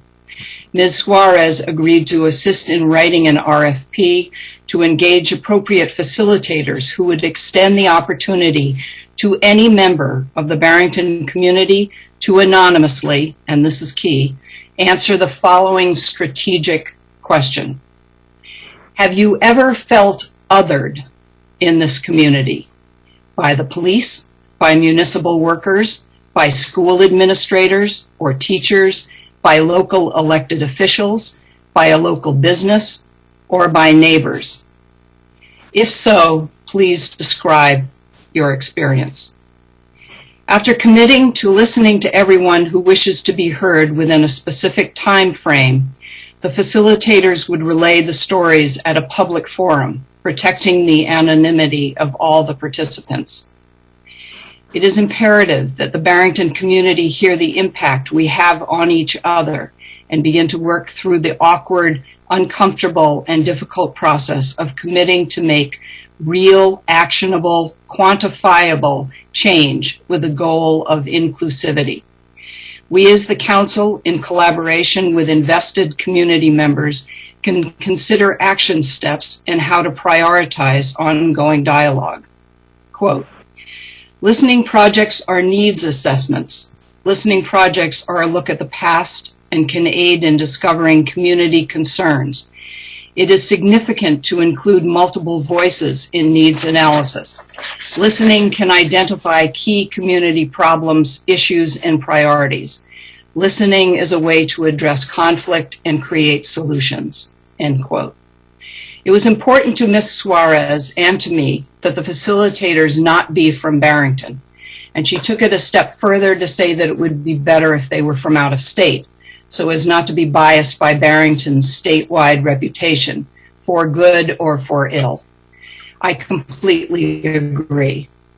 She then suggested that her public health graduate students, who are from all over the country, might take this project on for free, which sounded even better. I'll conclude with this quote. Listening leads to action by supporting change and transformation. Because social justice is not linear or static, but a process which requires new knowledge and interaction between people and systems, listening is a necessity. Listening is social action. It is a way to keep moving. I would like to add that all the quotes are from a capstone paper written by Thomas Boyd in 2017 entitled Listening, Projects for the Self and Social Action for the Graduate Institute at the School for International Training in Brattleboro, Vermont. So I'm asking for you to consider authorizing me to move forward with this proposal. And I think, especially since getting the reports from the chief concerning police force, it seems quite evident to me, at least, that we don't have that particular policing policy problem of excessive force in this town. But that doesn't mean that we don't have problems. And whether it be racial profiling or, as I like to say it, other profiling, I think a listening project of this sort would flush out a lot of the biases that exist in town that aren't necessarily associated with the police. Thank you. One of the things that I've noticed sitting on the council is that when we hold certain listening sessions, they can be useful if they are on a very particular topic. That if they're on a broader topic, for example, what should we do about the, should we continue to have the FTM, or should we change that in some way? Just broadly like that. We really don't get a lot of participation. I think this is a topic that is, would be an especially difficult one for us to sit, and we certainly could listen. None of us are social workers. None of us are trained to elicit those comments. And it, you know, I think it's a forum that doesn't lend itself to comfort for folks who want to open up about it. So I like the idea. Can I make a remark? Lisa Lowenstein, please. I've brought this up in the past, and I'm unfortunately aware of many incidents of hate that have happened in Barrington, even since COVID. And I think that part of this has to be not only about getting people who felt othered to come forward, but of making it public, everything that the town knows at any level about the history of othering in the town. The redlining, the racism, the defacement of public property inside the schools as well. I think there's a whole lot. You know, I'm lucky that I'm not an alcoholic, but Alcoholics Anonymous starts with people acknowledging they're alcoholics. Barrington has to first start with something that you guys already talked about this evening, which is the history of slavery. But it shouldn't just be about the genealogy of the slaves. It should be, what's Barrington's history of slavery?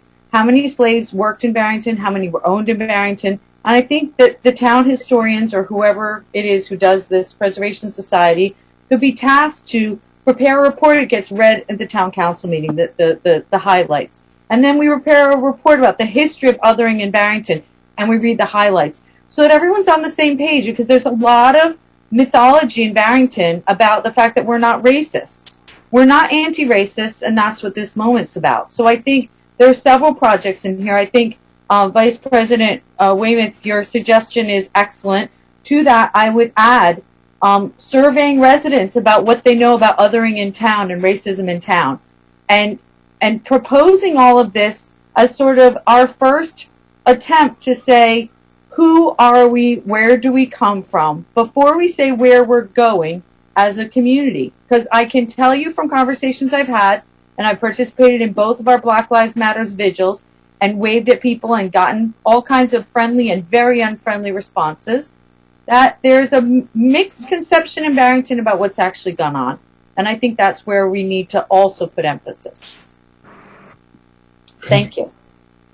Thank you. Anyone from the council? Yes, Councilor Brown. Yes, I like Vice President Weymouth's idea very much. I think it creates a very good opportunity for people who aren't comfortable speaking about these things in town but want them to be known. I've gotten contacted by several people who have shared personal painful stories that they've experienced in town but don't want to individually come forward, but this is a way for them to do that. I also think it's important to have these conversations in public and in the open. So I don't think we should be talking about any either or ideas here. I think everything can be both and I think the item on the agenda now with the community engagement on policing, I think, is a good piece of this. I think her Kate's listening project, I think, is terrific, and the fact that public health students might be interested is really good, because this is a public health issue. It's so much more than that, and so I don't know. To the very first thing she said, I don't know how that fits into this agenda item.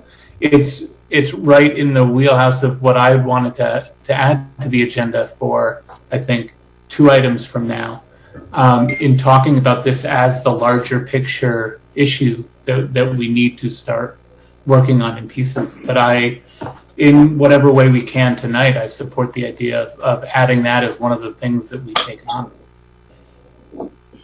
I think it just sort of gelled about, I was confused about the September 29th forum when I saw it, I saw the request to figure out a date. But I think you could be correct in that there are people who would like to speak in public, but I think that what struck me from the meeting that we had when we were out on the high school on Victory Field, and we discussed this, that one of the callers said that she had so many, I was struck by, she has so many parents of her kids' friends who were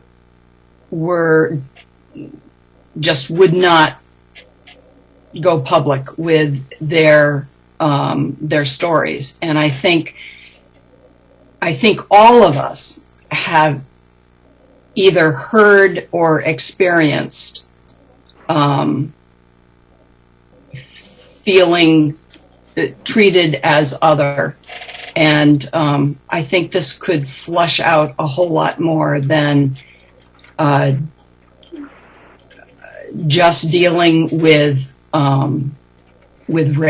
racial issues, which, because the Black and brown community in Barrington is so small, and evidenced by the reports of extreme of the use of force, something like it was about 30 cases of reported use of force.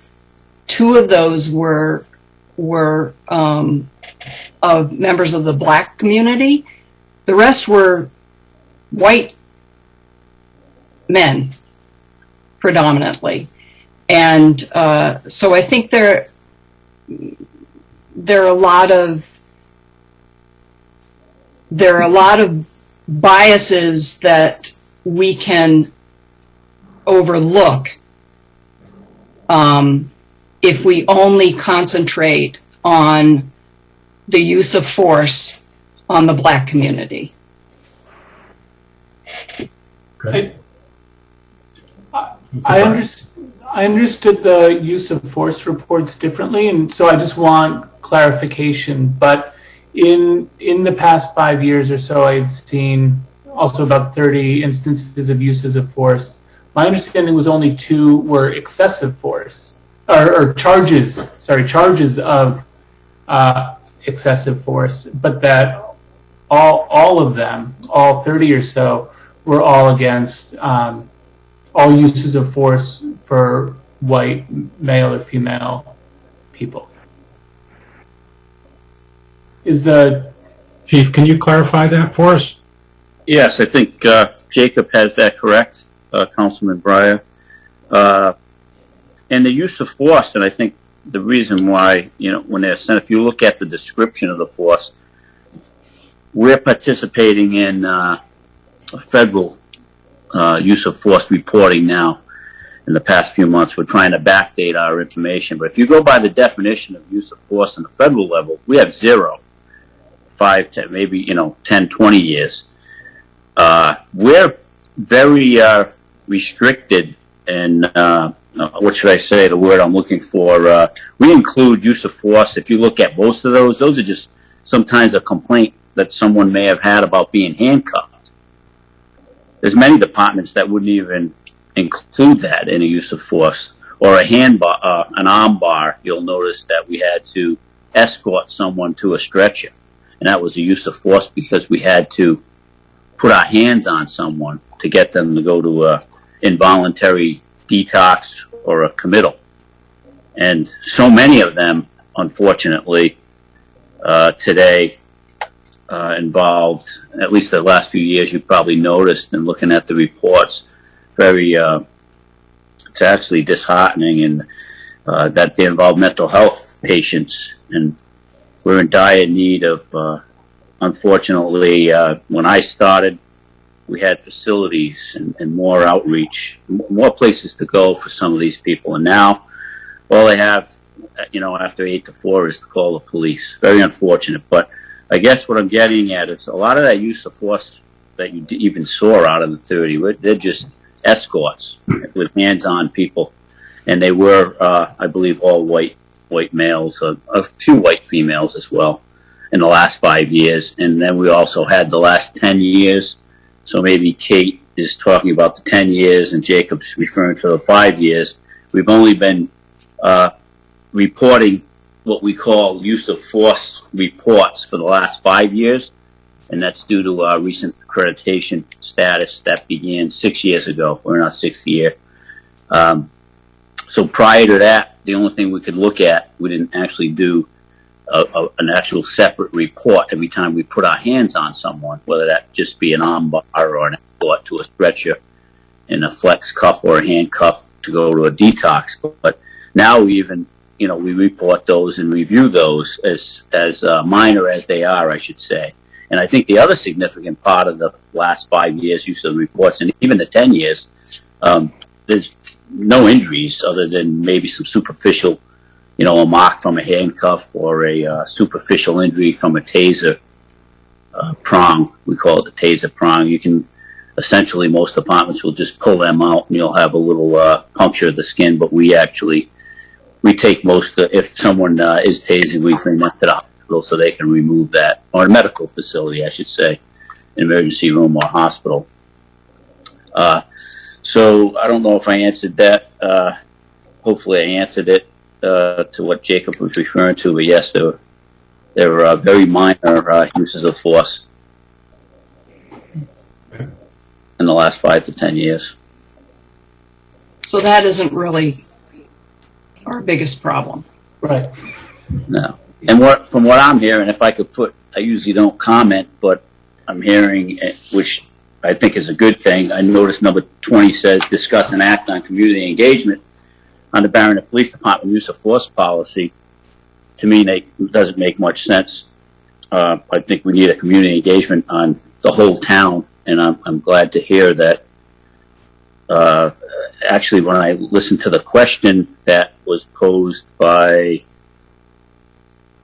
Councilor Weymouth, it mentioned a few departments, schools, police, and it didn't mention them all. And I'd prefer to hear that anyone that was othered by any department or anything in Barrington itself would actually even make more sense to me. It's kind of frustrating from the police level and being, the department police chief in town to hear everybody talking about, the racism or, perception, and that's a big thing. And I agree, it's a problem on potential racism, but this is a community thing. This is not a police matter. This is a whole town matter. It's a whole country matter, and I think we need to discuss it among all, and hopefully invite everyone to make comments about any way they felt othered in the town of Barrington, and not just whether it's police use of force or just the police department, any department in the town, or by residents. So, if Mr. Carroll, if I can jump in, it sounds to me like what we're doing is two different things that are very closely related. We all took the pledge, the commitment to action, which has those 4 steps outlined in the town manager's memo. And the September 29th date was the first step in that commitment to pledge, that pledge we all took. I think what Councilor Weymouth is proposing is running in parallel, but looking at our community in a much broader lens, opening the aperture a little bit. And there'll probably be some bleed over between the two as those interviewers get things that might be reflective on our police department, but they're looking at the community as a whole. So I don't see any reason why we can't proceed with both in parallel, and where they overlap or conjoin, that we utilize that to support them. Sure. I just like to make a comment on what the chief just said. I asked Ms. Suarez to look over my proposal and offer edits, and one of her edits was she didn't think it was necessary to put in the list of, in the question, leave out the police, the schools, the businesses, neighbors, but I convinced her that I should probably include that because of the agenda item that deals with policing. And I also wanted to make it clear that this is an opportunity. I envision it as an opportunity for anyone in Barrington to tell their story. Thank you, Kate. I figured, I don't want to mispronounce her name, but I figured as much that he probably recommended that, and I agree. Thanks so much. Okay. I'd like to also add on to that I think, to Chief Picorzenzo's point, I think the community engagement around police, and also what Manager Cunha said, is in response to two things. One is the pledge that we all took to do this work, and then also we need to be responsive to what the public is asking for. And I think one of the things that's going to come out in us being responsive to that is the current status of our police department. If we're looking to make improvements in Barrington, I think it's going to quickly become evident that the police department is not where we can make big strides in terms of building inclusivity and equity. And so I think part of the important work is learning that for certain and then communicating what we learn. So it sounds like we're talking, as Jim mentioned, we're talking about a couple of things, and one of them is that pledge, and part of that, the sort of first step in that pledge was community engagement. So I do think that we can have a listening session for the police use of force. We could have the chief kind of go through exactly what those statistics mean, we could let folks know about that and let them folks be heard on the 29th. This by no means would preclude or change our determination to continue moving forward on a variety of issues and addressing the issue of othering in Barrington. It seems to me, and Mike Ursula, let me know if this is okay. We could simply put this on the agenda and see if it was possible to have an RFP on the agenda for the next meeting, and then we could look at the RFP and put it out. Or we could even just put the RFP out and see what happens. I think we probably would like to look at the RFP. So if we could have one ready for the next meeting, we could do that. Does that make sense, Kate? I wanted to work with Ms. Suarez on the RFP, not necessarily Mike Ursillo. Oh, no, I was checking with Mike Ursillo on whether we can do this as a council consistent with open meetings. Yes, the answer is yes. Okay. So yeah, if you could work with Ms. Suarez and then at the next meeting, I don't know if that's too short a time frame, but present us with that RFP. I think that'd be a great course forward. Okay. Councilor Hearn, I saw you. Yes. Yeah, thank you, President. I do like the idea of a listening session, Councilor Weymouth. I would just add that I think we are a community where a major highway goes through the entire town, and experiences from the travelers that travel our highway, whether they're stopping at the stores, taking the buses, their experiences matter as well as what our town residents think.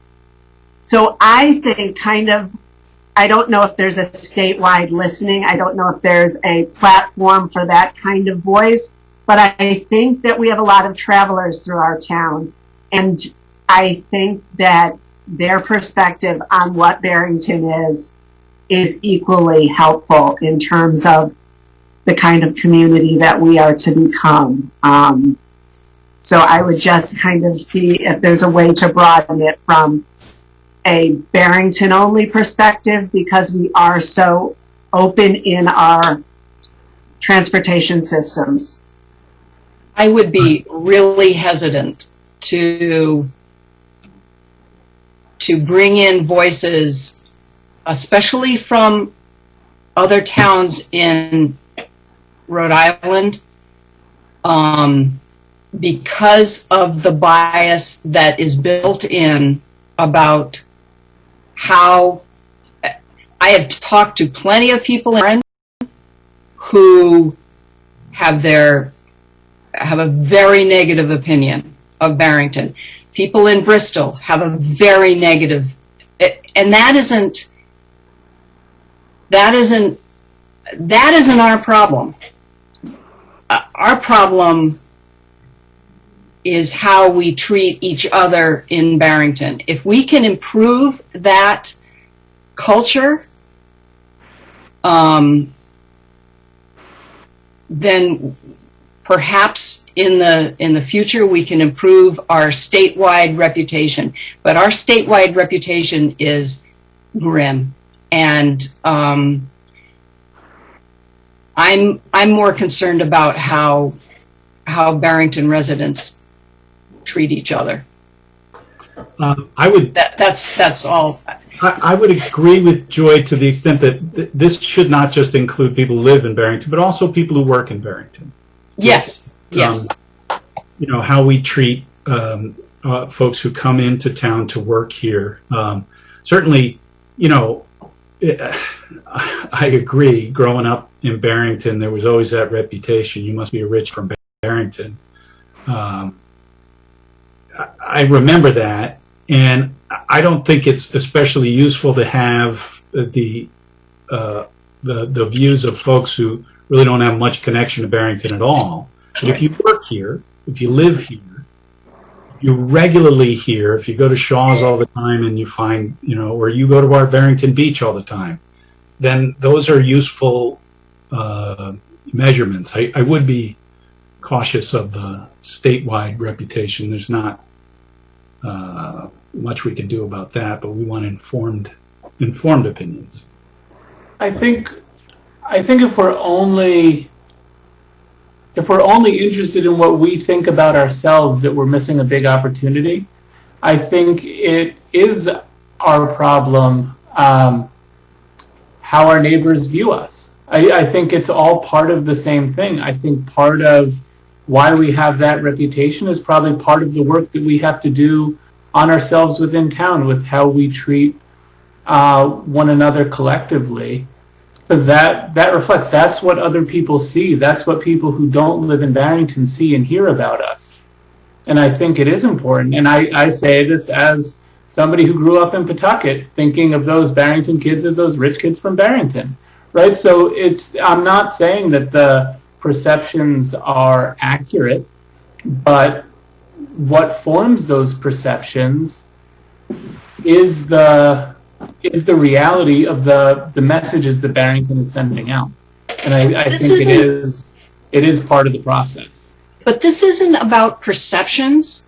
This is about how people are made to feel. It's not. The last thing I want to hear is somebody sitting in their armchair in Bristol, calling up answering this question. It's a specific question about feeling treated as other in this town. It isn't a perception of how people are treated. I want to hear, I don't want to hear, because it's going to be nasty, frankly, stories of people who live here and are made to feel like they don't belong. What about they aren't part of the community? There is a issue here of public relations, which is really very secondary to what we're trying to do. We may never change that reputation. Jacob, you moved here and you realize that there are folks from all over the economic spectrum. So not every kid from Barrington is a rich kid. So that was an inaccurate view of it. People are going to have inaccurate views of it. We can live with that. The important thing is for us as a town to have an accurate view of the people who live here, who work here, who visit here, and their treatment, and what we can do to improve that so that folks aren't feeling othered. And then, maybe that'll affect our reputation. I don't know. It may do nothing. But the important thing is for us to change here. Can I just make a remark? Councilor Breyer. Yes, I think it's important to hear. So yes, I changed my opinion I changed my opinion long before I moved here. I changed my opinion once I knew more people from Barrington. I think we also would want to hear from the people who chose not to move to Barrington, who heard that perception, and what was it about Barrington that made them. People can feel othered by Barrington and be othered by Barrington before moving here, and they might choose not to. And so how are we going to know that we're becoming more welcoming and can potentially become more inclusive if we don't know how the people we are currently excluding feel? And I agree that the question posed for the listening project is very specific to those who live in Barrington. I think that a focus on those who live in Barrington is important, but I think also including in some other format or some tandem portion of that project is the view that people outside Barrington have. And I agree with Jacob. It stops us from hiring. It stops people from a diverse population from moving here there are things that are tripping us up, not by our own residents, but by an outside perception. And until we kind of figure that piece out, people aren't going to be comfortable moving here, working here, and those are the people that make a diverse community. Let me suggest that we address this when we look at that RFP. When it comes in, we can all suggest ways to narrow or broaden it. But I know that Lisa Lowenstein wanted to be heard. Lisa? Thank you very much. I very strongly agree with what Joy just said.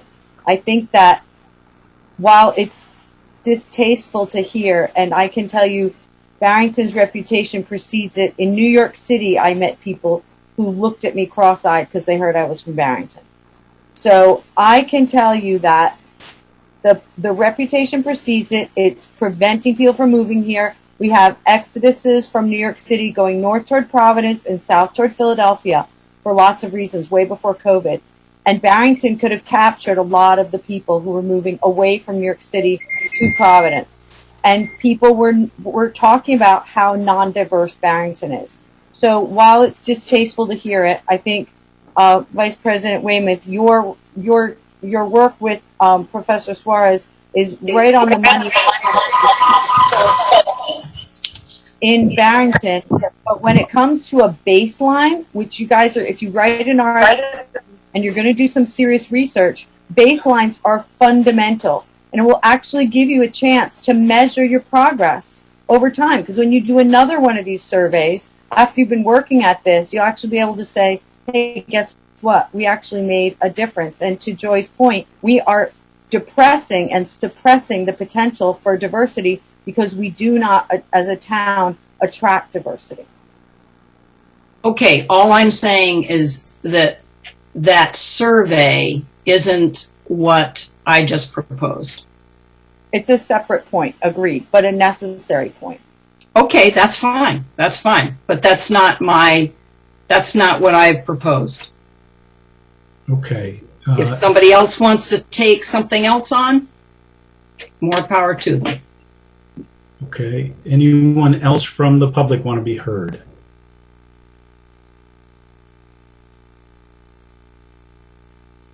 Okay. So let us move on to the next item, which is to discuss and act on Seabrook Court. For those of you who weren't here early in the meeting, I pointed out that there were some developments with this, including recently filed lawsuits. Our solicitor has recommended that we, as a council, not comment on this yet until they have a chance to evaluate things. That does not mean that we won't let folks be heard, because we have it on the agenda and we will certainly let them be heard if anyone wants to be heard on this. But I would ask that the members of the council wait until we get better informed by our solicitor before we take position on this. May I ask a question? Sure. What is it that is expected of us as a council? I'm confused as to there's plenty of information and there are plenty of opinions and there are plenty of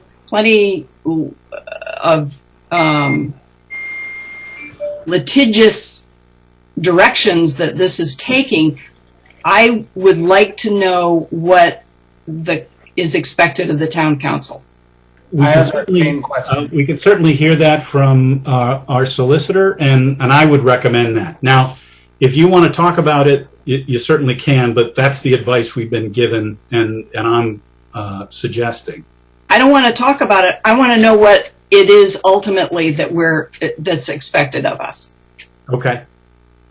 So this is Mike Ursulo. The town has recently been named as a defendant in one of those lawsuits. These lawsuits all were filed subsequent to the last meeting. Because we are a defendant in one of them, that's why I'm recommending that no council member make comments this evening. In fact, it's a very strong recommendation. To your question, Kate, at this point in particular, I don't think there's any action that the council can or should take with regard to this dispute. There's private disputes going on amongst the neighbors. There's now a lawsuit with the town with regard to the zoning board decision. None of this is going to be able to be sorted out by the council, frankly. It's going to be sorted out now by the courts basically the courts. And we are working with council for some of the parties with regard to easements and public access, etc. But at this point, there's really nothing for the council to react to. Councilor Breyer, did you have your hand raised? Did you want to be heard?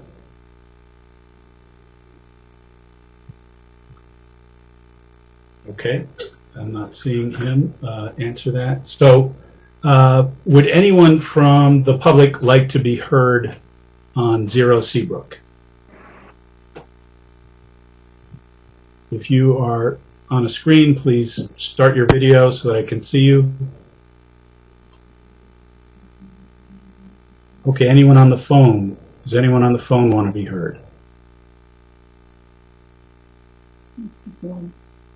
Okay, I saw some folks who came in and noticed that they were here for item 21. This is item 21. If you do want to be heard on it, you're certainly welcome. President Carroll, I think I saw Skip Mattos raising his hand and Tony DeSisto. Okay. I'll take Mr. Mattos, please. Hi, Mr. Carroll. Just wanted to say, there's a lot of neighbors that are involved in this at the moment. Some made it tonight, some didn't. Obviously, you saw the list of folks that had made comments saying they're here to support item 21. And I just want to, basically say there's a lot of people that are concerned, and we hope the council understands that this isn't just a couple of neighbors that are upset. There's a large group in the community that are upset about what's being done, and also the potential with the water access point that's also an issue here. That's all I wanted to say, and say thank you for your time, your consideration, and your thoughtfulness. Thank you, sir. Mr. DeSisto. Oh, you are on mute, sir. Sorry. I have a question. What is everybody upset about on this Seabrook? Is it the fact that my client, Jackie Jane, is attempting to build on this parcel of land that's already been cleared and the zoning board gave permission for? Is that the concern? Mr. President, I may be able to answer that. William Landry, for the record. I represent a number of the neighbors, and I think the President aptly described this as involving a lot of private matters that are not of concern to the town. But my clients, who include the Mattises, Doug Cato and Chris Crecilius, and Alexandra Salatin, all nearby neighbors, they have concerns that do involve the town. They will privately litigate their private suits that involve title, but they have a position that a zoning approval that was issued back in 2018, in all likelihood, was issued without any jurisdiction on the part of the zoning board for lack of notice. We've also asserted that part of the property that your client represented as owning is actually owned by the town, and there are genuine issues concerning the nature of the town's rights vis-a-vis your clients and how that corresponds to public access. So that's what my one of my clients was trying to explain. The town has some very good lawyers. Our only request is that a lawyer that wasn't involved in the permitting process associated with this particular property look at the legal issues we've raised concerning that zoning board decision, because we don't want to have more litigation. There's already enough of that right now. It's a quagmire that only gets worse if someone doesn't get a handle on whether this zoning decision was issued with jurisdiction or without jurisdiction. Okay, I'd like to respond, and just briefly. There's two lawsuits where my client is a defendant, both represented by Mr. Landry, and both of them are adverse possession cases. They don't bear on the zoning board's decision. My client has asked for a building permit to be issued. The town has refused to do that. The issue was whether or not my client had given the town a conservation easement over the land that she is not developing. We have forwarded that to the town, and we still don't have the building permit. And I'm only going to say a few things because, yes, this is in court, and unfortunately, this is something that's going to have to be decided in court. But I'm struck that this particular issue directly bears on the prior issue that was on the zoning board's, the town council's agenda. My client is a widow that moved into Barrington to be close to her grandchildren. She wanted to be in walking distance. That's why she's here. And she's been met by a flurry of lawsuits. She's had difficulties at every turn. She's been bullied, in my opinion. And she's been ganged up on here. I understand people don't like to see empty lots built upon, but she went to the zoning board, and there were no challenges at the time. There were no challenges that people didn't get notice. Those that are saying that now, they moved in well after the decision was issued. That issue by the zoning board is not only valid, they've also renewed it for a year. So we'll argue those things in court. But I have to tell you, my client has been treated as an other in this town. Now, I grew up in this town, as Mr. Carroll knows. And that, to me, is not Barrington. But she has been othered. And we had a discussion, you had a discussion on that here. And I'm sorry to say, my client has been victimized by that. And that victimization continues. She did everything she was supposed to do. She conformed with what the zoning board wanted to do. This was surveyed, she hired Waterman Engineering, everything that she's had to do, and she still doesn't have her building permit. Now, she was approached by a town official that asked that she agree to a walking easement to the shoreline of the Barrington River. She said fine. She'd cooperate in any way possible, but she did want to get her building permit first. That hasn't happened. The next request was, could the town utilize her engineer for that purpose to mark out where this walking easement should be? She said that was fine. Then the town official said, well, you'll have to pay for it. That I don't understand. So if you want to know the perspective of my lone client, as opposed to all of these neighbors that have obviously reached out to their elected officials, that's her position. And unfortunately, she's got to face a variety of lawsuits that she herself did not file. The only thing she's asking for in court is that the town do what it's supposed to do and issue a building permit for her. So that's where it stands. I understand you're not doing anything today. I agree with your solicitors. It's going to have to be determined in court. But I have to say it's an unfortunate thing for the town of Barrington that somebody that moved into town just to be near her grandkids went to the zoning board, did everything that she was supposed to do, and here she is now, facing a blizzard of lawsuits. Thank you for your time.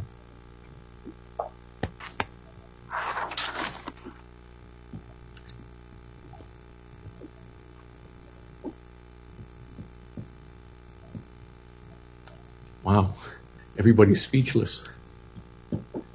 Forgive me. Anyone else from the public like to be heard?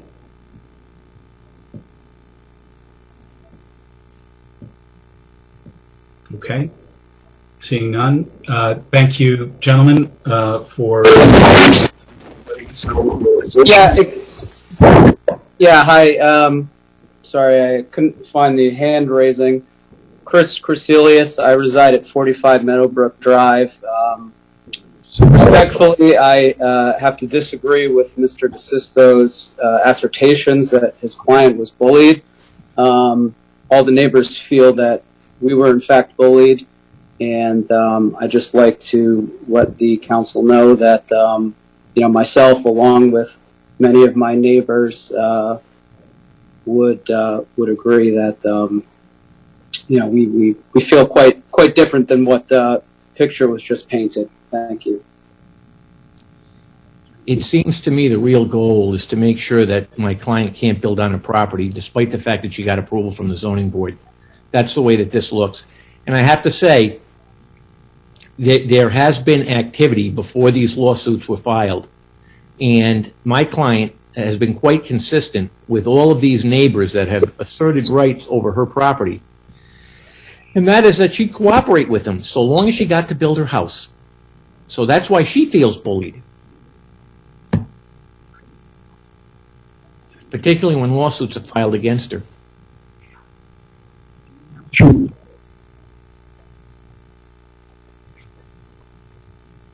Okay. Seeing none, we will move on to our next item on the agenda. This is a new item that we've inserted. That is to discuss and act on policing, hiring, and housing. We have sort of gone down that path a little bit, but Councilor Breyer, you wanted to discuss this a little bit more, I think. You're on mute, sir. I'd like to hear just a general discussion of ideas of things we can start working on. It's something I talk about and think about a lot, so I'm more interested in hearing other people's ideas. Happy to share mine, but I tend to talk a lot. I'd like to do a little more listening. Okay. Anyone from the council want to address this, or you're certainly welcome, Councilor Breyer, to give us your ideas, or are you waiting for folks from the audience as well, from the public? I don't know of anybody who's planning to speak now, but I mean, we all at our last meeting, I know you didn't hear it requested as a specific agenda item, but we all it seemed like we were all nodding our heads in agreement when Councilor Boyajian suggested discussing ideas. So I just like to have that discussion and not necessarily guide it, because we can, as we just saw with what Councilor Weymouth proposed, we can spend a lot of time talking about one idea. So I'm just interested in hearing what other people are thinking about.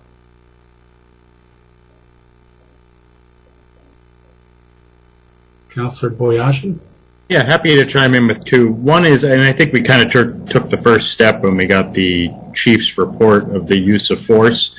I think we need to go a little bit beyond that and get an understanding of the complaints that are made, and I don't know what they look like. I don't know if they're valid at all, but without putting eyes on them, I'm not sure that we're fully evaluating the picture here. I mean, and this is not to disagree with the chief, but I heard his characterization more or less that the use of a taser is a minor use of force. And in the scheme of things, when we're talking about people being murdered or beaten, absolutely, the use of a taser is a minor use of force. I think by Barrington standards, we would all consider that kind of extraordinary use of force, thankfully. So I want to dive even deeper and say, do we get complaints from people? I can tell you in my own experience, my wife, she teaches at a city school, and I think she took her kids to the beach, and they all basically said something to the effect of, we can't go to Barrington. One of her students used to come and help me out with chores on the weekend, and I throw him a few bucks, and he sort of said the same thing. And I'm curious, do those get called in to the police department? Do they get called into the town manager's office? I don't know. The other thing about hiring, I started thinking about it, and I think what we need is really more of a report from HR. I understand that, we've reached out to people who hold themselves as civil rights activists and said, is there anything else you can suggest? They're not necessarily the right people to go to for a suggestion. I mean, their heart might be in the right place, but I don't know if they have any particular experience in hiring or recruiting. And I'd like to see how we handle it. Where are we advertising vacancies? Is too much being done by word of mouth before the advertisement is out? And the answer to that might all be no. But I think that's where we can look at evaluating our hiring practices.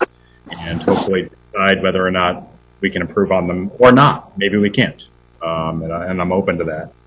So, Steve, if I can jump in for a second, I think to answer both of those things, perhaps for our next meeting, I can ask the chief to put together, a thorough report. We'll have to redact some of the names, obviously, but of what kind of complaints? How serious are the complaints? How many are the complaints? And he's got all that information. Yeah, they're already in there.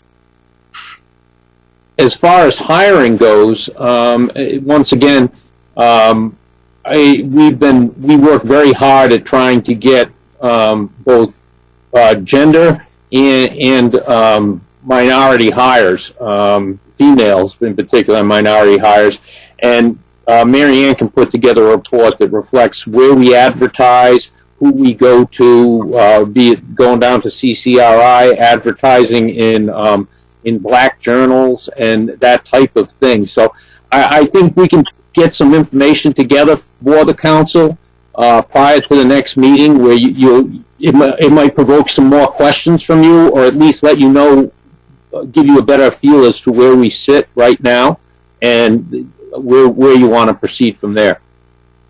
That would be helpful. I mean, the last thing I want to do is, sort of to the chief's point about go deep dive into policing, and we find out that Barrington Police is not really the cause of the issues we're confronting here. And so, if there are dead ends that we're going down, I'd love to hear about them. And hiring and policing might be two dead ends, but hopefully, there's always room for improvement. Well, you deserve the answer, and you might come up with better ideas or additional ideas. Yeah, we'll see. I don't place that much faith in myself, but we'll see what we can do. Steve, can I ask a clarification question? When you were mentioning the complaints, right? I think Jim and Chief might have understood that to be the use of force complaints, but you mean just general complaints that people call, not necessarily of the police department, but like what are people calling the police and complaining about? I'm wondering, and it doesn't have to involve the use of force at all. I mean, have you ever gotten a phone call that said, hey, I was racially profiled? And it could be true, it could be false. And I'm not saying I'm going to put any stock in a complaint just because someone filed it. But if we find out that, well, none of these people have been the victims of use of force, we have 70 of those a month. And I'm not saying that's the number. I think that's ridiculous to even say it. But if that's information that's useful to the council that we don't have. If the answer is we haven't gotten one in 5 years, that's information too, where I would say that's not really happening and it's not really an issue. Yeah, I just want to be clear that I don't know if you were able to see the last 10 years of all the complaints are included in those documents. So when you say complaints, that would be every phone call complaint. you've gotten that said, Yeah. I didn't like the way I was treated by the police. Correct. Okay. That's included. Great. So you'll see in the documents the last 10 years of complaints. In most documents, let's say we have 10, it's about 10 a year. Mm-hmm. And you'll see 0 for complaints with reference to use of force. That means there was 10 complaints, none to do with use of force, but there are 10 others, and we can, I'll look over the documents, I can explain what those complaints exactly were. But every complaint for the last 10 years, at least in numbers, are listed within the documents that you already have. And now, the last thing that occurs to me on the policing issue, and again, it could be a complete dead end, do we have statistics as to physical descriptions of people who are pulled over when there's only a warning issued? Yes, every stop by law has the officer has to go in and enter. I hope you're talking about gender and race. Yes. Yes, that's all entered by the officer at every stop. Is it extractable without going through each one, or is there a way to sort of say, because one thing that makes me curious is, and again, this is not an accusation, but it's something that if it were happening, I'd like to know it. Are we pulling everyone over at the White Church stop and sort of peering in the car, giving them a warning and sending them on their way? Which is, if there's nothing been done and it makes me suspicious, is that racial profiling? Again, not a suggestion that's happening, just a question. We look at those numbers every monthly. And monthly, quarterly, and annually. Okay. Can you, is there, if you look at them, is there a way to spit them out so we can sort Yes. of see what it looks like? That'd be great. Absolutely.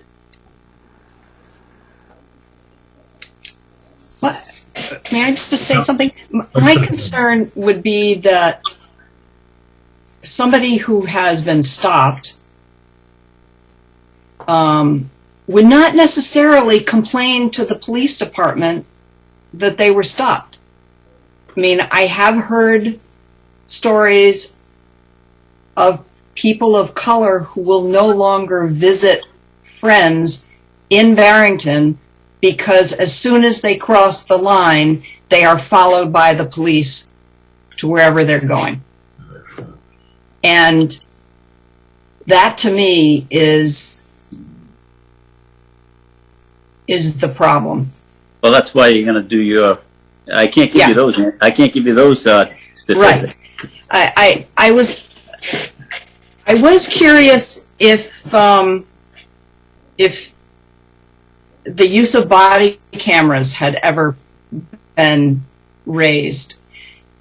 I would think that would be useful if police had body cameras that were turned on every single time they stopped a car to tell them the light's out, or to, with suspicion that, the kid's been smoking pot. I don't know. But if there were body cameras, I think. I'm not sure. Is the council familiar with the 20 for 20 campaign that the chiefs all signed on to? We have 20. Why don't you? That's fairly recent since our last meeting, so why don't you? So we can look at that for the next meeting, but that's included in there. So we also have there's 20 issues, and some of those 20 have sub categories as well. So it's probably more like 50 or 60 that all the chiefs had signed on to. And one of them is the study of body-worn cameras. So we're trying to do a statewide study. We've already done one in the last 4 years, the Chiefs Association. We're just going to build on that and see where we can get funding and things like that, because we know what the cost is. I think I mentioned that at our last council meeting. Or I remember that. Yeah, or something. I forget. It's only what meeting it was. But it's about it would be anywhere from $30,000 to $40,000 annually for the Barrington Police Department size to have body-worn cameras.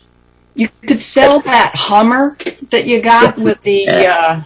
That's not worth anything. That's the Hummer, and you say the Hummer. We're going to get into this. I would never get rid of our Humvees because they save lives in the hurricanes and the tropical storms that we've had. So yeah, right. I'd get more. A different category from the I know towns that get tanks. Hummer can go and rescue someone from some spot that no one else can get to, or as has happened, the chief in his suit can hook the Hummer up to a big tree that's across the road and pull it away from the road so that rescue can get through. Well, somebody was listening at one of my performer speeches, but that is correct. I was in a tropical storm, and I pulled an entire tree out of the roadway, County Road at Congress Ave, to be exact. And that would have taken hours to get that there, and I had traffic moving on the way. Those things, you can't beat the Humvee in the storms, and getting through 2 feet of water, and half our town is floods in a flood zone, and I'd like to have more of the Humvees, to be honest with you. I think body cameras would also be a good thing.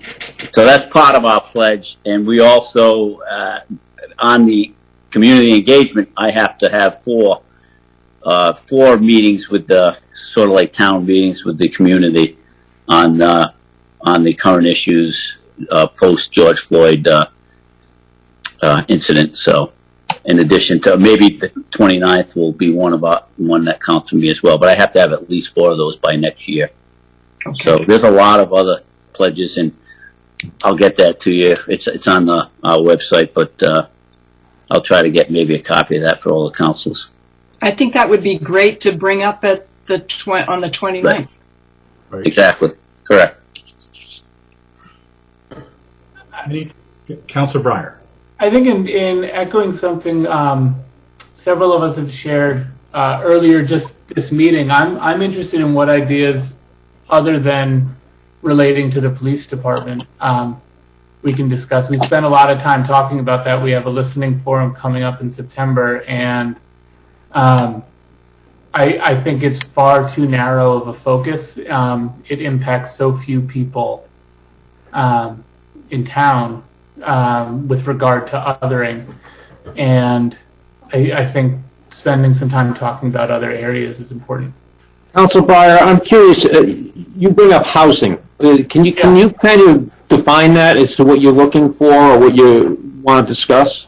Yeah, so I had thought of two ideas relating to housing under some general strategies of I think we should set a goal for when we will meet the state's mandate of 10%.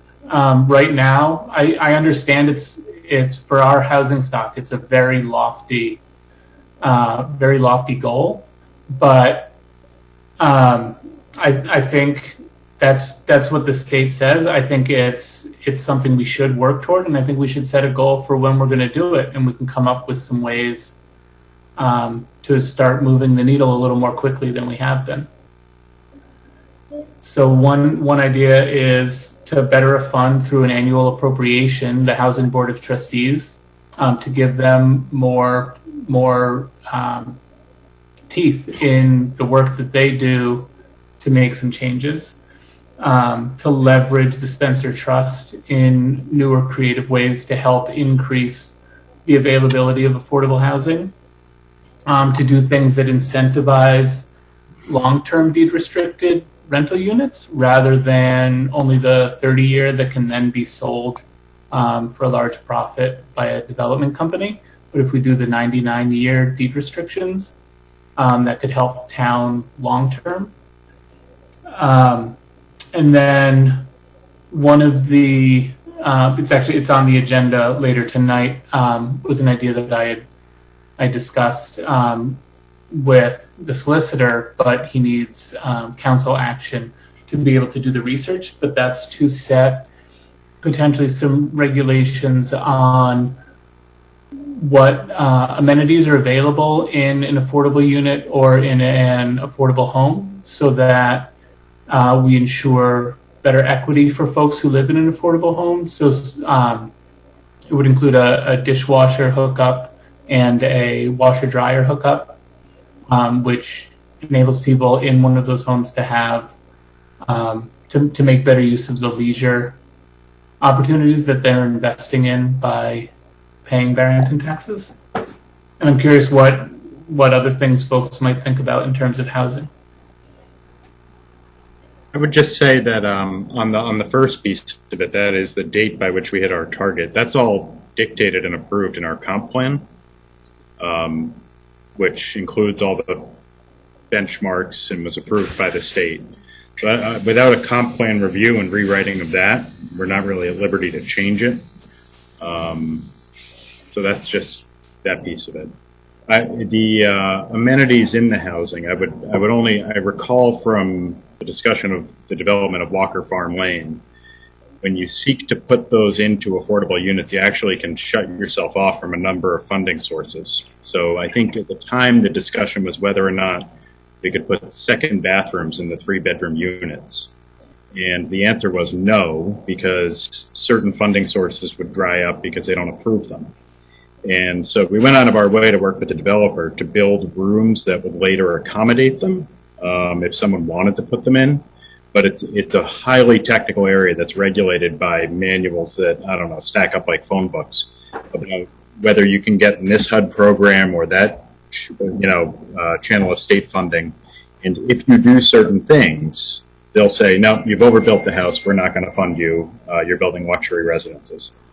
The 30-year, 99-year thing has been a topic of discussion a lot because people have the impression that the rental units are sold by the developers. It's actually not really happening. The financing sources for affordable rental units all operate on federal tax credit money. And the reason that they are for-profit companies that own them is because the companies that need tax credits obviously are for-profit companies. Otherwise, you don't need tax credits. In order to claim the tax credit funding, you have to have basis in the project. The only way to have basis in the project is to buy a limited partnership interest in the owner of the project. So that's why East Bay CDC is nominally the developer of, say, Sweetbriar Drive. The project itself is owned by Sweetbriar LP. The reason it's an LP is because all the investors are limited partners. The general partner is usually the developer. At the end of 30 years, everyone has recouped their tax credit money. That is, all the for-profit corporations say, I've got what I came for, dollar for dollar reduction in my taxes. The development company usually at that point will refinance and re-up the deed restriction. So it gets a lot of press. I think it's a misunderstanding of the way that the finance actually works for these deals. And I think you might end up driving away a lot of affordable housing development by requiring a 99-year deed restriction, because no one wants to come in and be a limited partner in that without the opportunity to refinance. So it's just, there's a lot there, and I'm open to it all, but I think there are so many aspects of it that are, again, highly technical. I remember Carla DeStefano could recite them like the back of her hand, but we got to be careful where we tread. Yeah, I know it's a complicated area. That's why that item's on the agenda, so that we can discuss instructing the solicitor's office to put together kind of what we can and can't do with regard to that.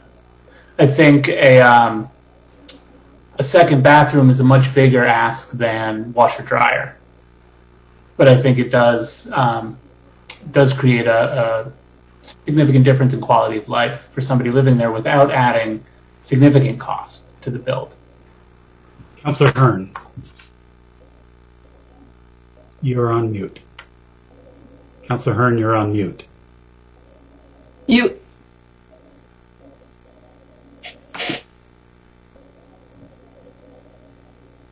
Sorry about that.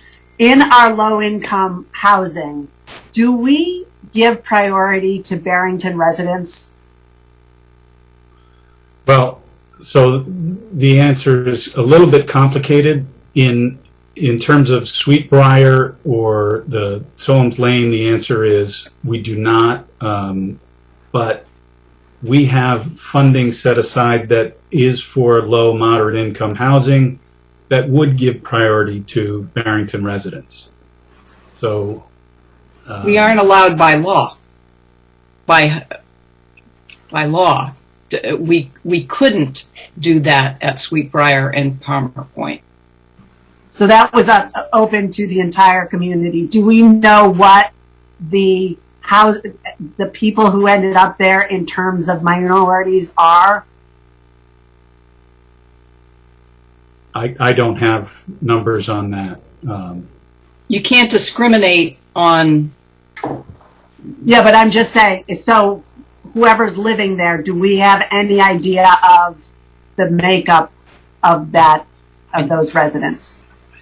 I don't think the only one we had any visibility into was Walker Farm Lane, and that's because the town was sort of a partner in the development. I forget how that shook out. That was 2010, I think, when we finished it. The others are all run by East Bay CDC, and they turn over on a regular schedule like any other rental. So I don't think, unless we ask them for their information, we'd ever. It would be interesting to know, because I think that again speaks to, if we're seen as a welcoming town for a broad reach of people, whether they're coming to our affordable housing or whether they're getting their names on the list. And I would just argue that it's beautiful to make housing and programs available to residents, but if in fact you're looking to diversify a community, if you're feeding off the same group of people, it won't make for a diverse community. So I would just, kind of shake out what we're really doing to promote people moving into our community. I think actually the problem was the use of the money that was given to the Housing Board of Trustees was stipulated that you had to be a Barrington resident And there were people on the council at the time who we argued that people coming from outside the town, once they were in those houses, they were Barrington residents. But we could not convince the council to, at the time, to, wasn't this right, that, to be able to use the, so the brain dead here. This has to do with the Spencer Trust funds, and the Spencer Trust Right. the stipulation The says money that, right. that it is to be used for the poor and unfortunate of Barrington. And the term of Barrington can be interpreted in different ways. The folks who would come to move there would certainly be of Barrington, but when they received the ability to move there, would they be of Barrington? As a compromise, we were able to dedicate $400,000, was it? Yep. From the Spencer Trust to affordable housing and allow the Housing Trust to do this, provided that the money be used for people already living in Barrington.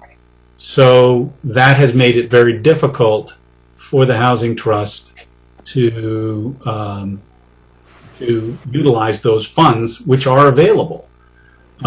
We still have the ability to help, and there certainly are people in Barrington who need help. But if you're going to do an affordable unit, it becomes, I'm not sure the mechanics of how you can open it up to everybody and still have it be for Barrington residents. And that's one of the stumbling blocks we've run into. We also, several years ago, in 2014, tried to dedicate funds to the Housing Trust, and that didn't make it through COA. So. It might now. Well, maybe not. Maybe not. Sorry. Councilor Hearn. And so on the hiring piece, I think one of the spots you can kind of really reach out is in our internship programs. I know there's Year Up programs, and that's kind of a nice tunneling into job openings. So I would just encourage us to be more robust in our internship programs and really figure out a more robust way to get applicants. It seems like getting a job, getting your foot in a community is a great way to get people to live in that community. So I would just urge a much more robust hiring process. I agree that is certainly our goal. And one of the things that I found since I've been on the council is I have all these great ideas that I bring to them and that I'm told we're already doing them. I found that whenever I come up with an idea for additional hiring, it's already being done. We should go to CCRI a lot more. Well, we're doing that. We should recruit from the National Guard. Well, we're doing that. So I would welcome lots of ideas on hiring that would help us to expand our hiring.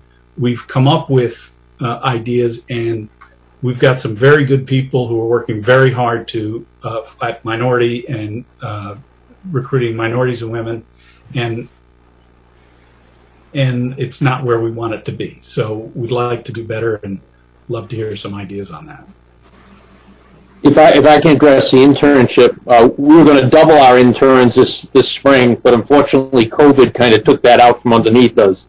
But we're going to have 2 in HR. We're going to have, and Mary Ann can help me out here, we're going to have 2 more, one in recreation, and I forget where the 4th one was going. And we're looking at expanding into the other. I mean, it's free labor, so and it also helps promote, bring young people in. One of our most successful employees is a young lady that worked here during college, at the summer camps. And when we needed a new administrative assistant in the building official's office, we snatched her up, and she is doing remarkable. And so those are the types of things we're looking for with interns, and we'll continue to try and expand them as you suggest, Councilor Hearn. Councilor Breyer, anything else that you wanted to discuss on this?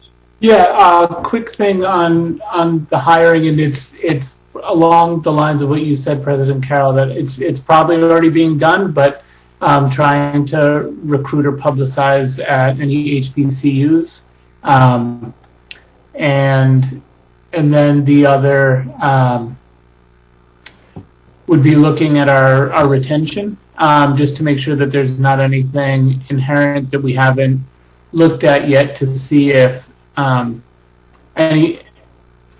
if we're losing a certain type of person disproportionately or not.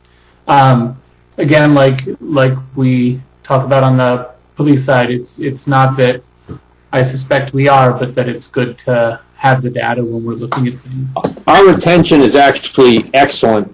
Police department, we don't lose as many as a lot of other communities, but we do lose some because they're young kids and they want to go to some place that has a little bit more action. You know, they want to go to Providence or East Providence where they could be on a SWAT team and go to dive school and that type of thing. But we've only lost a couple over the last couple of years. We're doing pretty well with retaining in police. And currently we went over today with Mary Ann, we have 4 openings in Public Works, 2 from the FTM and 2 retirees. We have a recently announced police retirement that we'll be recruiting for, and we've got 2 in fire, I believe. So, you know, we've got some opportunities here to once again try and get some minorities and some diversity into our departments, and we'll continue to pursue those. And what about, so I know the assessor's office, I don't know what's happening with the part-times that are kind of on loan from the library, and whether those roles get filled at some point permanently or not. Yeah, those are temporary. When we combined the assessor's clerks with the finance clerks, we're still in the process of doing that. So we'll eventually lose an entire FTE, 2 1/2 FTEs. We're also going to lose half an FTE in finance with the outsourcing of our payroll in the next year or 2. So as we combine those offices, we're looking for efficiencies with the number of employees we have.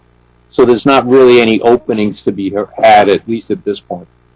Okay. Jim, if I may, when people leave Council Breyer, I generally try and do an exit interview. Either face-to-face, or if somebody's uncomfortable, I give them a written form and have them return it to us. And if there was anything glaring, I would bring it to Jim's attention right away. I usually share the exit interview with Jim or the manager or both. So and one of the questions on the exit interview is, you know, how have you been treated? How have you felt working here, and that sort of thing. So I hope that answers that question. Yeah. No, then I have some other general ideas if anybody, or I guess if nobody else has other ideas to share, I can run through mine and see if there's any we want to talk about now. But. Sure. Let me just suggest, we'll step back for a second. We have a number of initiatives that we're talking about. Among them are looking at the policing aspect. And on the 29th, Chief is going to be bringing in some information, and we'll listen on that. I want to ask members of the council kind of get a sense of this. My own view is that if we try and, what do they say? The way to eat an elephant is one bite at a time.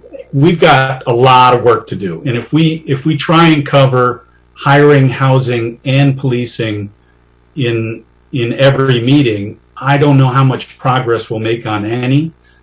Maybe dedicating meetings to specific topics might be more fruitful, because we will be able to narrow our focus and work on that issue in particular.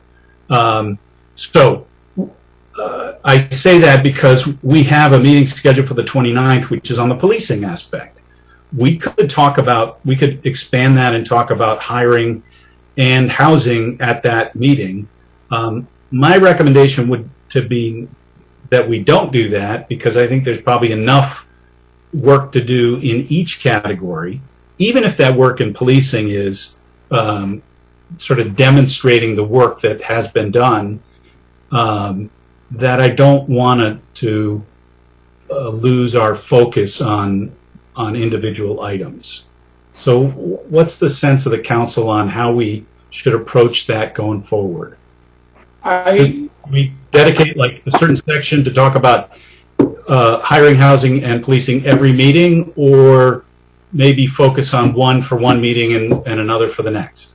I think focused is much stronger. I think you get better engagement from the public if we're focused. I think it really allows us to dive deeply into it.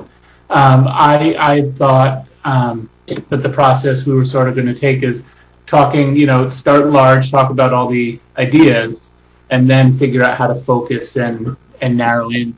So that's kind of the list I had worked up, which I'd like to still do so that we can decide kind of what comes next. Yeah.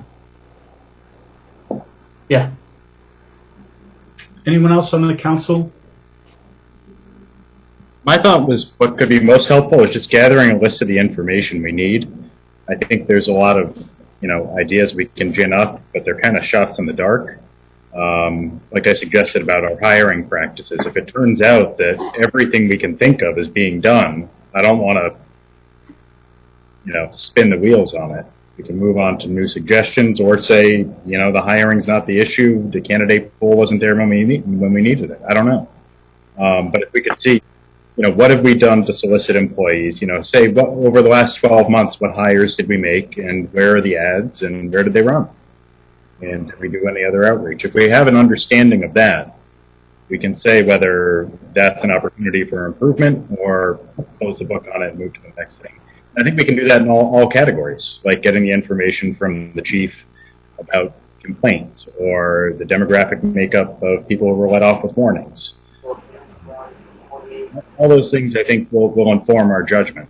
And then we can schedule individual meetings to deal with them when we have the information to say, this is an idea that has legs and can accomplish.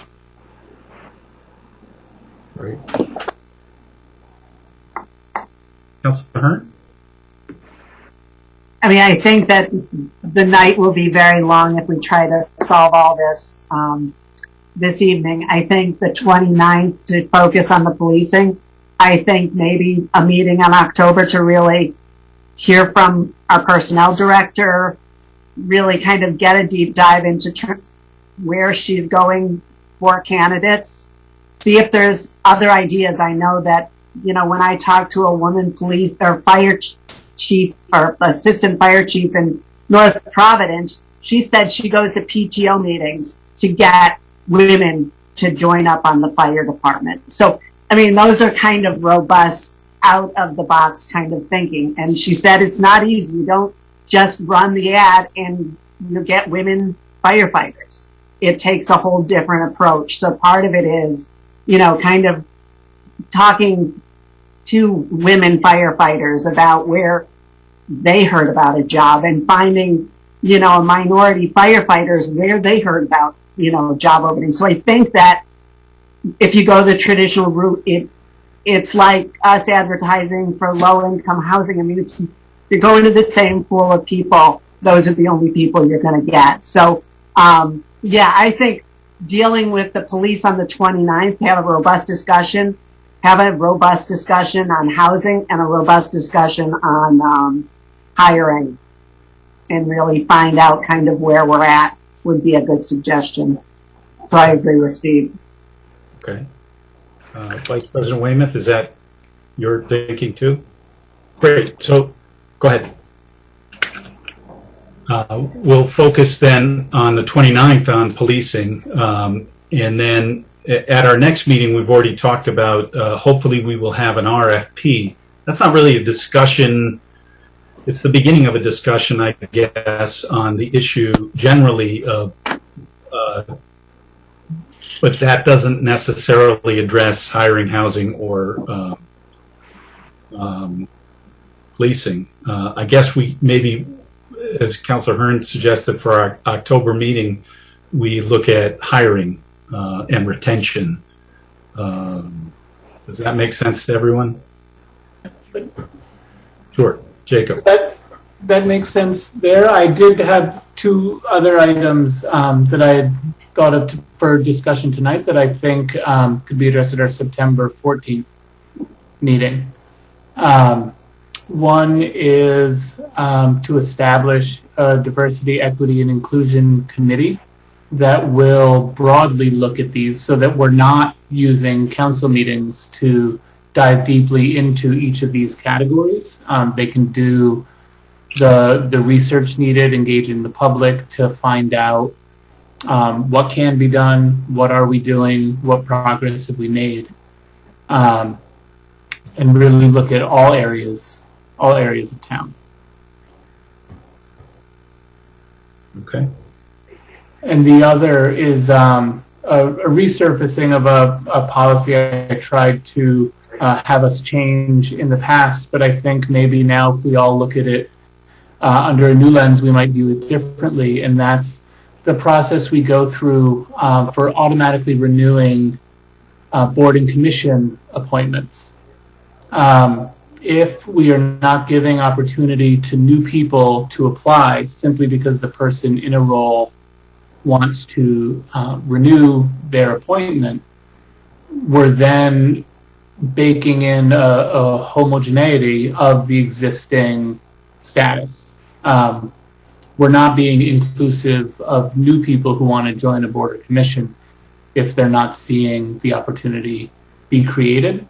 So I'd like us to think more about opening up positions on boards and commissions when the term expires. And certainly if nobody applies, I don't think somebody who was in the role should have to apply and come before the council. But if there are people in the community who want to be of service to town, I think we can be more welcoming than having them wait until somebody resigns. Okay, so one was establish diversity, equity, inclusion committee, and then the other was to think about opening up positions when a term expires. Is that fair characterization? Yeah. Okay. Anything else? There's a lot of little things, but I think we've taken enough time for now. Okay. Great. Okay, so we will be meeting on the 29th to talk about, this is a community engagement meeting. We'd love for folks to attend and give us your thoughts on our police department. Maybe it's an opportunity for a lot of folks to learn. As Jacob pointed out, we did get a kind of form letter talking about defunding our police department. And one of the things that I thought was interesting was an interview that I saw with Representative Ocasio-Cortez, who said, when asked about defunding, she said, it's easy to see how it could be done. Just look at the suburbs. That's how they're doing it. So when we talk about defunding, it doesn't necessarily fit with us. If you know, our town, I think is fairly efficient. But let's come in approaching all this with open minds, and we can discuss that on the 29th. The next item on the agenda is discuss and act on bids. This is for the Police Harbor Patrol. Will Chief be talking about this, Jim? The trade-in and installation of a new Yes. engine? Okay. Okay, Mr. President Carroll. Barrington Harbor Master Brian Hunt had forwarded to me some issues with the current outboard engine on the 24-foot Edgewater that they use for main patrol on out in the river and out in the bay and over to Bullock's Cove. Last year it broke down. There's a weld. They had a weld part of the what you call the power head on the motor, and that's a patch. And that was last summer. We made it through last summer. Early this summer, we had another hole in the power head of the motor. They patched that up as well. So it's on its last leg. It's over 3,000 hours on that outboard, which is pretty good. They got some good hours out of that, maybe even higher than that. Last I know it was over 3,000 hours on the outboard motor. He put out a dropped off 4 or 5 different bid specs for a new engine to several dealers that are in the area, Bristol, Barrington, Warren. And we also posted it in the legal ads in the paper, invitation to bid. We received 2 bids for the 250 horsepower Yamaha 4-stroke engine, outboard engine. One was from Striper Marina and another from Wormsley Distributing, Wormsley Marine out of Warren. We've used both in the past. The lowest bid came from Striper Marina in Barrington for a total of $25,935.15. That's to replace the older motor, take it off, put the new motor on, 250 horsepower Yamaha 4-stroke engine for a total of $25,935.15, and that is said to come out of the Harbor Equipment Capital account. Okay. Questions from anyone on the council? Yeah, Chief, it's Steve. Yes, Steve. Is the smaller or larger boat? This is the larger boat. Does it make sense to, I don't know how old that boat is, but I know that when you buy a boat, you're paying for the motor. Does it make sense to replace the motor? I mean, replace the boat? Get a whole package? Yeah, we talked about replacing the boat and the motor. I feel the same way as you. Yep. The boats, they tell me the boat is, I don't want to misspeak, 2009 maybe. But the boat is in good shape. The larger boat, I should say. The smaller boat, not so much. We're probably going to have to replace. That's for another meeting. But the smaller boat has some issues, the engine and the boat. But this boat is fine for what we need it for, especially in light of in light of COVID. You would think, I don't know, they're talking about money issues, but boats are selling everything. There's nothing left on anything. You can't buy a kayak, boat, bicycle. I don't know where the money's coming from, but the boat, talk about demand, and the boating prices have gone up dramatically. Just at the marina I'm at, I think about 6 people just sold their boats in the last 2 weeks, never thinking that they would get what they did for them. But so finding a used boat now for the harbor patrol would be difficult anyway, and they tell me it's in good enough shape. I think we just need to power that bigger boat up, and we should be fine for plenty of years to come, because it's a fiberglass boat, and even if we have to do minor work on it, it's still a stable vessel. So, No, I was primarily concerned about whether it was a smaller boat, because I saw it the other day and it looked like it could use an upgrade. But if it's the larger boat, I agree. That small boat, that's our next issue to tackle. Any other questions? I'll make a motion to award a bid to Striper Marina Incorporated of Barrington, Rhode Island in the amount of $25,935.15 for the installation of a new Yamaha 250 horsepower outboard engine. Okay. Second. Okay, the motion was made by Vice President Weymouth and seconded by Councilor Hearn. Vice President Weymouth, how do you vote? Aye. Councilor Boyajian. Aye. Councilor Breyer. Aye. Councilor Hearn. Aye. And I also vote aye. The motion carries unanimously. Thank you. Next item is to discuss and act on ordinances. First, introduction of ordinances. The first one is to add a 3rd alternate member to the zoning board. That is so that we can make sure that the zoning boards hearings go forward. That will help us to get a quorum more readily. We had to get legislation passed. That was passed, so we've made that. We have to do these in 2 steps. The first is to introduce an ordinance. We typically don't spend much time debating it when we introduce it, but once we introduce it at the next meeting, we will hold a public hearing. So, with that said, does anyone want to make a motion? I'll make a motion to introduce 2020-16, an ordinance amending the zoning ordinance, Chapter 185 of the Town of Barrington, adding 3rd alternate member of zoning board to be reviewed by the planning board and to be advertised for 3 weeks consecutively, and to set public hearing for Monday, September 14th, 2020. Motion's been made. Is there a second? Seconded by Councilor Hearn, made by Vice President Weymouth. Vice President Weymouth, how do you vote? Aye. Councilor Boyajian. Aye. Councilor Breyer. Aye. Councilor Hearn. Aye. And I also vote aye. The motion carries unanimously. I'd like to make one comment about that. At the last zoning board, this is critical because another application had to be continued because of not enough, there was not a quorum. So this will be a good thing. Next one is regarding fertilizers and pesticides, and would introduce an ordinance regarding that.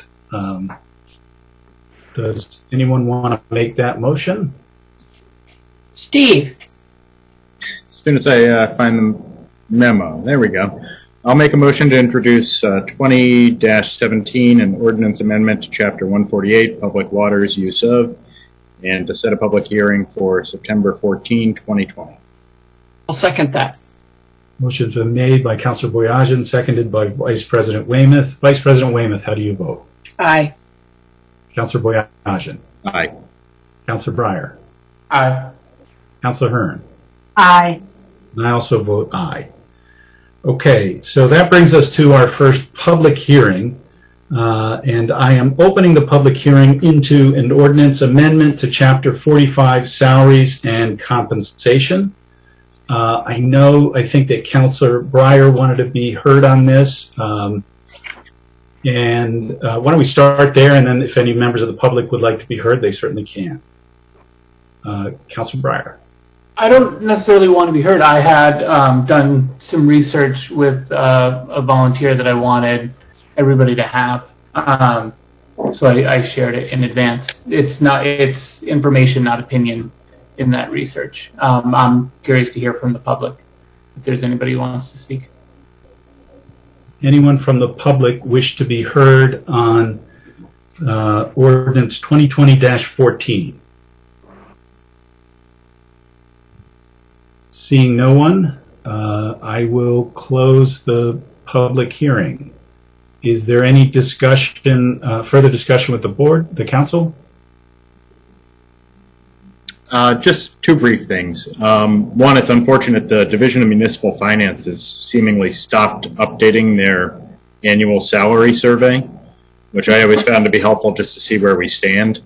But I think it holds true regardless that one thing you'll see in there, even though we might pay a very handsome salary for certain positions compared to other municipalities, if you turn to the next page in that report, you will see that a lot of these municipalities have deputies and deputies of deputies. And we don't operate that way. So if we pay well, it's because we're lean and we want good employees. So that's kind of a comment I make every year, but I think it still holds true. So. Great. Okay. I'll make a motion to adopt 2020-14, an ordinance amendment to Chapter 45, Salaries and Compensation, as presented. Second. Made by Vice President Weymouth, seconded by Councilor Boyajian. Any further discussion? Yeah, I'd just like to say I ask myself kind of what's the purpose of setting a salary cap by ordinance? You know, we have the manager sets salaries based on individual performance and duties performed, and the FTM sets the budget. And so what's really the purpose of having an ordinance that caps the salary?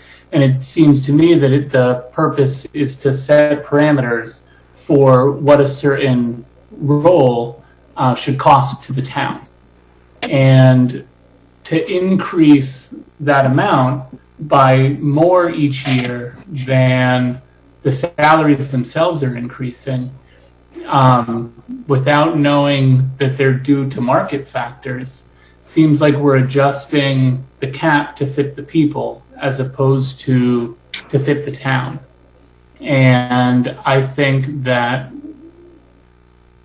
we don't have adequate information to support some very large increases in the cap that we are imposing on the town as a whole. So if I can address that, I'm not sure why the ordinance was ever put in place, but one of the things I did several years ago was I banded the positions. It used to be that every job had its own line, and that led to a lot of consternation when people in similar jobs were not getting similar pay. So we banded them together. And every year we would do this ordinance, and we would do it for each individual that was being hired. What I did after I banded them, I asked for a 10% increase in the maximum amount above whatever that salary line was. And I'll give you an example why. And it's Department of Public Works Director.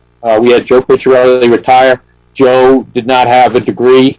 He was not a professional engineer. He worked in public works since his entire adult life in Barrington. He knew the job, but he didn't fulfill all the requirements that a public works director needs. And I'm not being critical of Joe at all, but there are reports that need to be written. There are engineering studies that need to be reviewed. In some cases, an engineering stamp needs to be applied to the plans, and we'd have to hire someone to do that. So when Joe left, we went out and we hired Alan Corby. And Alan Corby is a PE. He had experience in the town before. He had many years of experience as a public works director. And so it made absolute sense to me that he would come in he was better qualified and come in with a better salary. And so that's what we did. And he didn't get as much as he wanted, but we got him on board. And the way this is written, with the 10% cap over the highest paid person, is exactly why I've asked to do that. And that's why this ordinance has been written this way for the last 3 years. Now, over the last couple of years, and I know, Jacob, in some of the paperwork that you've done and the study you did, you can see some increases. And those are mainly they're due to a couple things. They're due to an accretion of duties by a lot of people. I use Phil Hervey as an example of that. We combined offices and saved money, but Phil increased his responsibilities. This year, when we combined the finance and tax assessors clerks, we made Karen, one of the clerks, the clerk supervisor to oversee the workload, and that was an accretion of duty. The finance director is, and I hope she's not listening, she's the best finance director in the state, municipal finance director, and I've been told that by many, many people. And she has saved this town more money than we could possibly ever pay her. And East Greenwich and South Kingston both hired new finance directors at $145,000. The finance director at the schools, the Barrington schools, who's been there for 3 years and is not a CPA, and I'm not trying to be disparaging, but I'm trying to make a comparison, gets paid $143,000. And I'm paying Kathy $118,000. And municipal finance directors are running out the door to commercial industry, and there's also openings in other municipalities And so I proposed a dramatic increase in Kathy's salary to support keeping Kathy here and retaining her because she's well worth it. And I'm still not paying her what East Greenwich and South Kingston are paying. But, you know, she received an increase that I think is appropriate. And so there's a lot that goes into why I asked for these increases. And we talk about this during the budget, obviously, and you approved the budget with those salaries in it. So I guess I did a pretty good job of pitching why I wanted to do what I wanted to do. But what this ordinance is doing is simply it's simplifying it by banding the salaries together. That's one thing I changed. And the other thing is to give me that 10% that should we have an employee that needs to be replaced and we have a better qualified and worthwhile, most times we hire at a lower salary level because we're hiring someone with less experience. Our building official would be a perfect example of that. We've also started hiring at $5,000 less than we want the eventual annual salary to be, and for a 6-month probation period. And if things work out, then they get that $5,000 to where we're going to start them. So we kind of hold back a little bit on it to save some money and to make sure we've got the right person. So this is just allowing me the flexibility in hiring when necessary to be able to hire the best qualified person for the job. I understand the 10% above the salary, and I understand the rationale. And if you have to replace somebody, you need the flexibility there. But if we're going, I guess, over a previous max because of accretion of duties, then if we keep moving the cap up to 10% above the new larger than expected or larger than usual salary increase, it just keeps creeping up. If the increases are going at about 5 to 10% each year, but the actual salaries are going up 2 to 5% for the most part each year, that gap gets bigger. And I just see the gap increasing, I think, more significantly than prudent. Well, the other goal, and I didn't mention that, was not to have to do this every year. So we originally set it at 10%. But the goal was, as the salaries creep up at 2 or 3% a year, that we wouldn't have to do a new ordinance every year. You know, it would give me some flexibility. But like with Kathy this year, we needed a new ordinance because of her dramatic increase in pay. But my hope would be that next year, because I think we've got things pretty well leveled out as far as department heads and combining offices, I don't anticipate seeing any extraordinary changes in salaries next year, and you're going to see a lot more at the 2% or 2.5% or 1.5%, whatever it tends to be. There's not going to be a lot of adjustment as you've seen in the past. So perhaps next year we won't have to use this, because my intention isn't to do it every year and keep it at 10%. The goal is when we do it, to do it at the 10% level and then let it creep up to the, closer.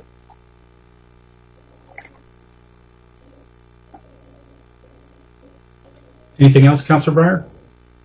No. Okay. So we have a motion and a second. Are we ready to vote? Vice President Weymouth. Aye. Councilor Boyajian. Aye. Councilor Breyer. Not a comment on any specific person or performance, but no. And that's based on the fact that you just think it's too big an increase? I don't think we should be increasing the salary maximums as much. I vote no. Okay. Councilor Hearn, how do you vote? Aye. And I also vote aye. The motion carries 4-1 with 1 opposed. Next item on the agenda is the renewal of our declaration of emergency, and that's 2020-15. I'm opening the public hearing into that. We're having a diminishing number of public as we get later in the evening. Would anyone on the council like to be heard on this? Councilor Breyer? Yes, I was just wondering if we could hear from Manager Cunha what he anticipates any changes in the next executive order might be, and discuss that before. Actually, I hope not. I think Barrington, I put my report today, we've got a 3% positivity rate. We have below a 3% positivity rate. And we're doing better than most communities. We're one of the bottom 4. There's a couple tied with 3%. I think what we've done with the face masking requirements has been extremely successful. I think rolling back into some of the openings was successful. I don't see any changes, but as you've seen down south, things have come back quickly. And so, it may get to the point where in a couple of weeks, and Rhode Island starts ramping up again, that we want to take a look at taking some actions that, may, with the businesses and things.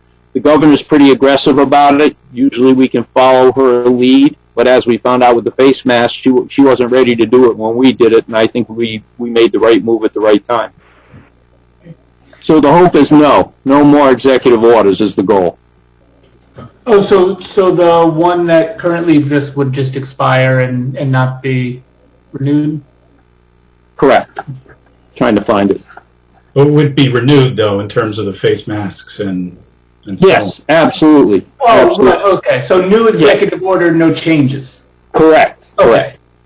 So then I think with that, and maybe it's not part of the order itself, but maybe in your messaging with it, I think kind of emphasis on that masks are still required outside unless you are not going to be within 6 feet of people. But I think there are a lot of people who are out and seeing people crossing on the bridge walkways or crowded on the bike path, saying, well, I'm outside so I don't need it, or I'm exercising so I don't need it. And that's old guidance, and I think some additional communication around that would be helpful.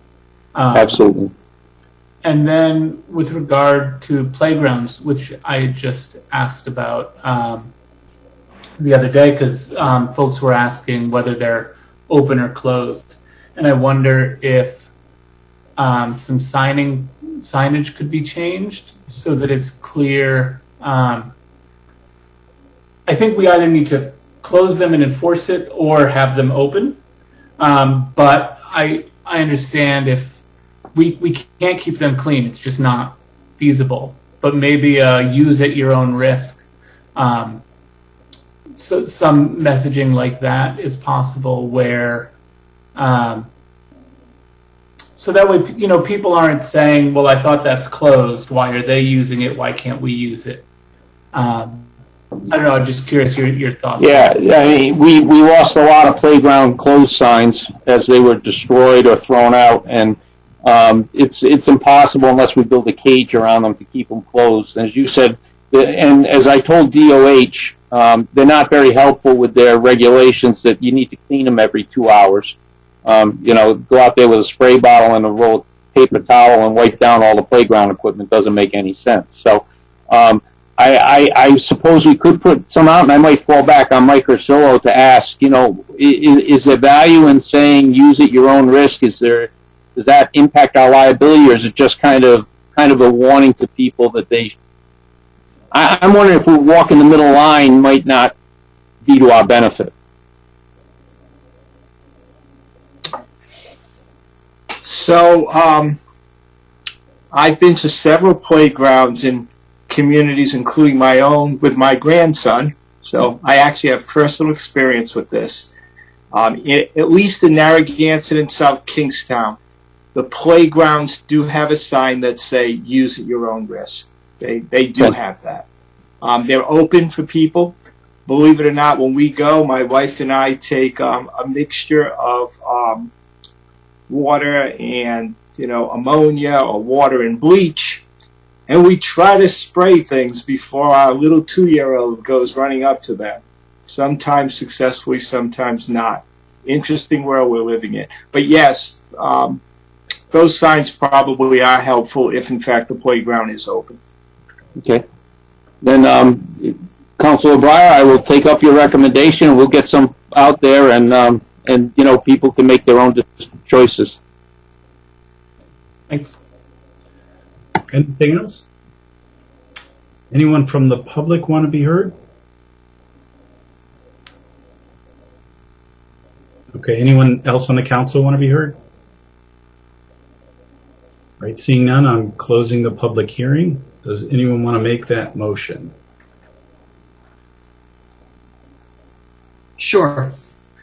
I'll make a motion to adopt 2020-15 renewal of declaration of emergency as presented. Second? That motion is made by Vice President Weymouth and seconded by Councilor Breyer. Any further discussion? Vice President Weymouth, how do you vote? Aye. Councilor Boyajian? Aye. Councilor Breyer? Aye. Councilor Hearn? Aye. And I also vote aye. The motion carries unanimously. Thank you.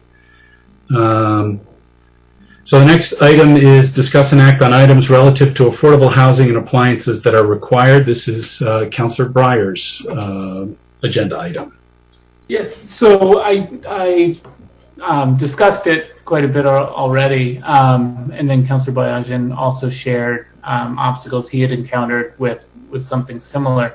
What I had wanted, I initially spoke with Mike Ursillo about this.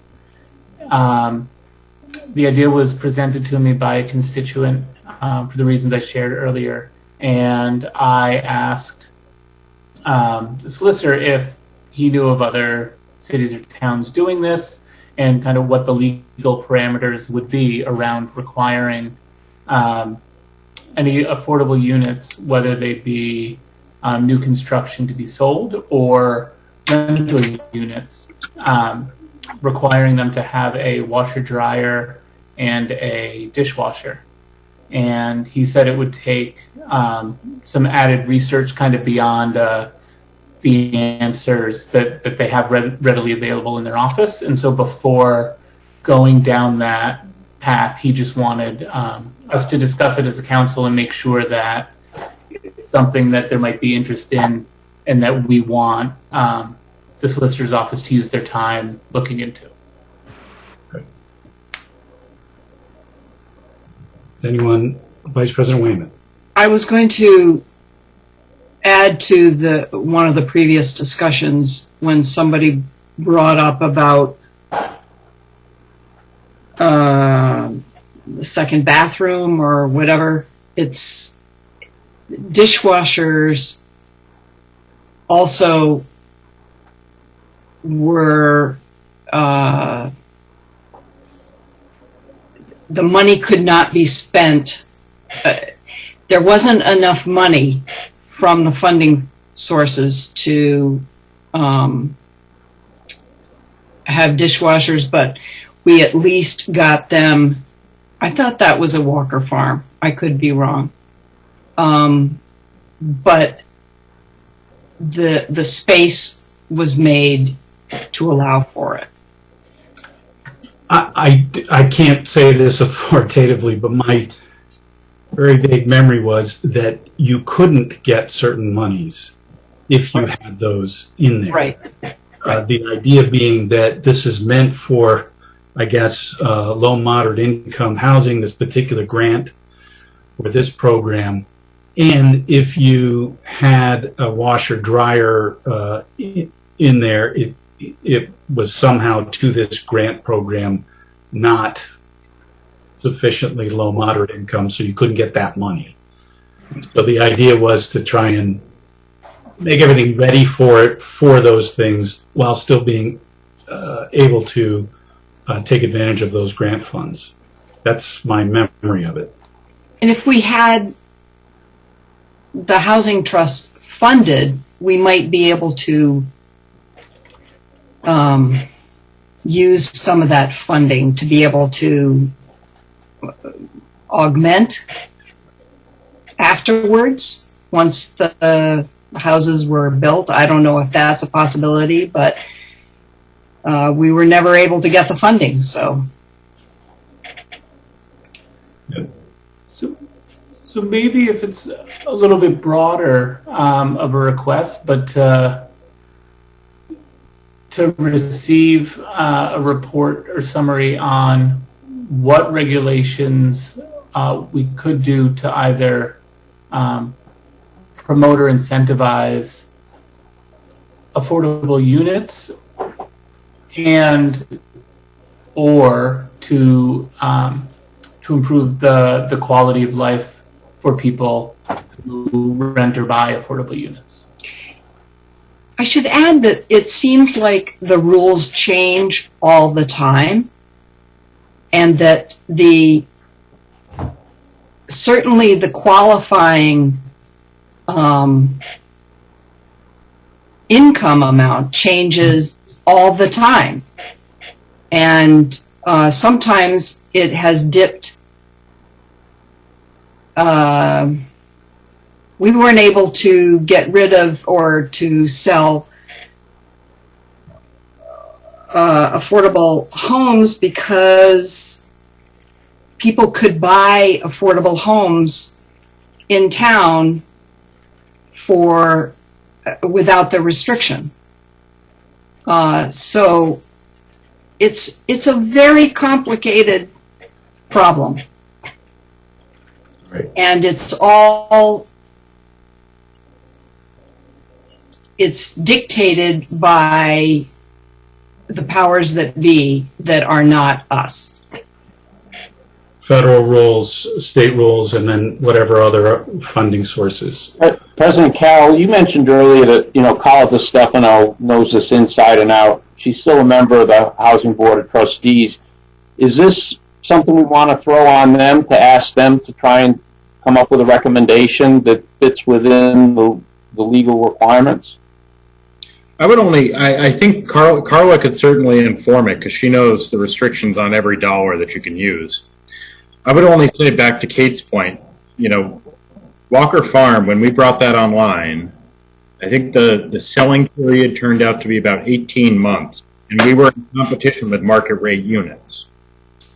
And at that time, there wasn't a dime to put in plantings along 114. Right.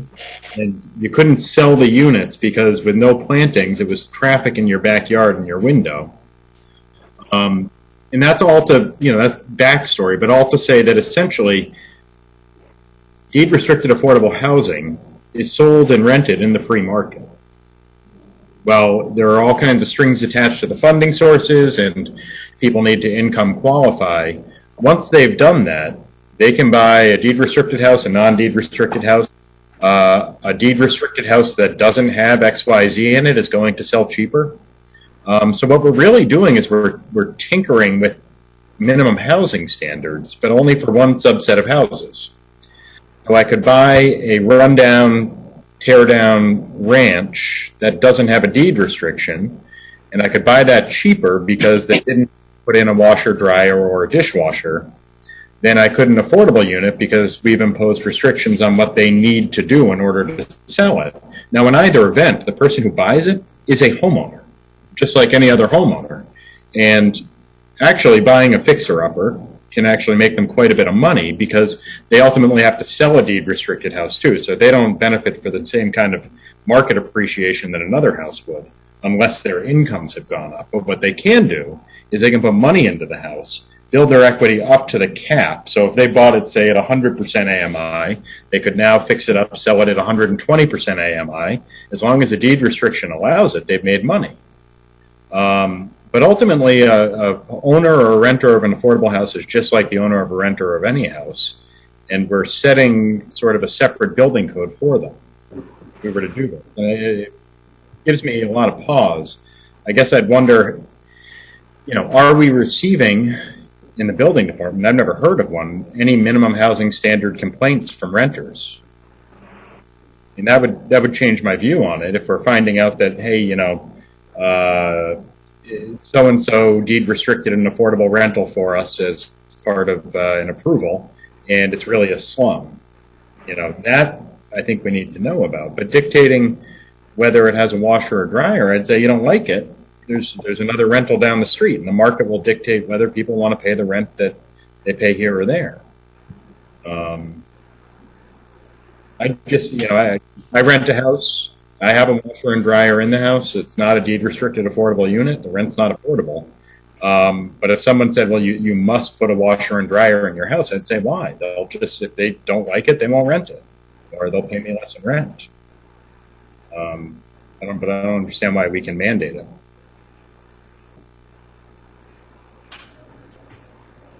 Right, I think unintended consequences, we could make it more difficult for folks because we're increasing the costs that landlords would need to pay.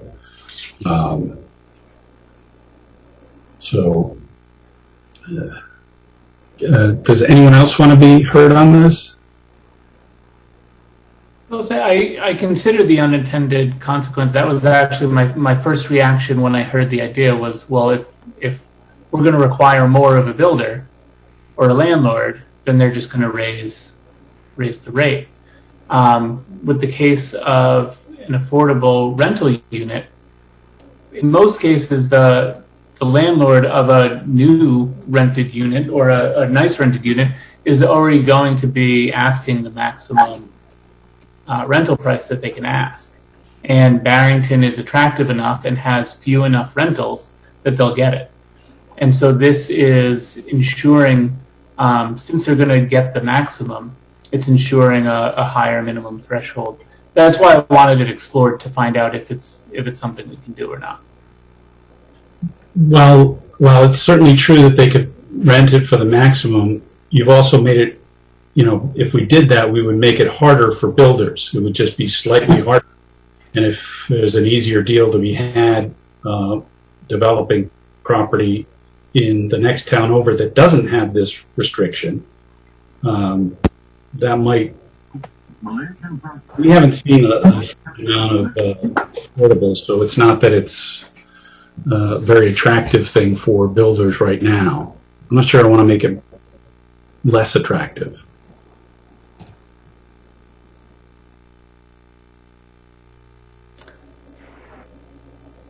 So is a motion needed for the solicitor to look into whether or not we can legally do this? It's a discuss and act on this, so if you want to make that motion. Well, I guess it's a question for Mike Ursillo. Right, is that what would be needed? So, Jacob, when we had the conversation originally, the reason I asked you to bring it here, I think you've already outlined. I wasn't aware of any other community in Rhode Island that had something like this. And I was also aware of the complexities of the financing, et cetera. And what I said is this is going to take a little work beyond the normal, because we'd have to see what's going on elsewhere in the country, perhaps, whether it's Oregon or there's some very progressive areas where I do know that these are requirements.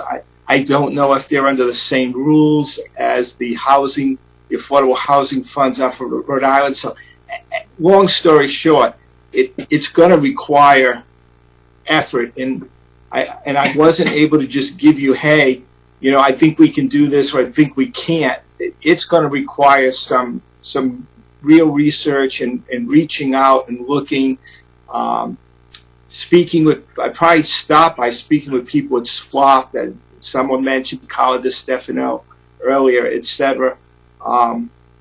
So I was just reluctant to undergo that kind of research without the council directing me to do it. So the answer is yes. If the council is desirous of that, of course, I'm more than willing to look into it and report back to you. Okay, so I'll make a motion to direct the solicitor's office to research possible regulations to improve the equity of renting or owning an affordable home or apartment in Barrington. The equity. I'm not. I'll second that. Okay.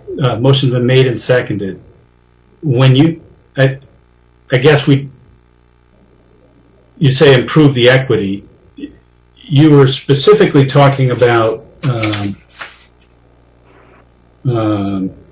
guess I don't really understand. Is this motion still about washers and dryers? Not ownership equity, quality of life equity. Equitable quality of life living in Barrington. It's not about equity in a home. Is that what's confusing you? No, I guess I just, so. Now I'm really confused. And that's going to be difficult, Jacob, that's going to be difficult for me to do because I'm not sure. What I thought you were asking me to do is to look at what the rules and regs say about funding sources for affordable housing units relative to a requirement on landlords or owners to provide appliances. That is something specific, something I can look at and get answers to. You're asking almost, it seems like more of a philosophical question that maybe the housing authority can wrestle with first and perhaps come up with recommendations and then turn over to me to say, hey, can we do this legally? But I'm not going to be able to give you, I think, what you're looking for because it's not legal. I don't know if you understand what I'm saying. No, I follow. Okay. So it's too broad of a question to research legally. Again, if you want to start with the housing initiative and have them come up with suggestions or questions, I can work with them and then run down the legalities of the regulations, what can and can't be done, but we'd have to begin with a starting place. All right, so I'll amend the motion to change Solicitor's Office to Housing Board of Trustees. So to direct the Housing Board of Trustees to research ways to improve equity and quality of life in affordable rental and ownership units in Barrington. Okay, and Councilor Hearn, will you accept that? Yes. Any further discussion on this?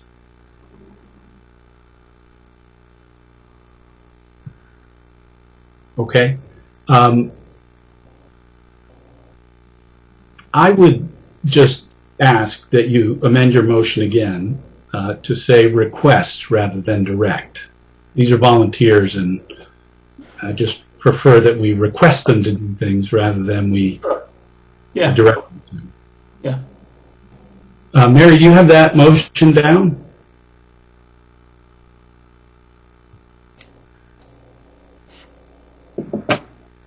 So it is to request the Housing Board of Trustees to research ways to improve the equitable quality of life for rent or ownership in Barrington. Did I miss something, Jacob? I'm sorry. Affordable units.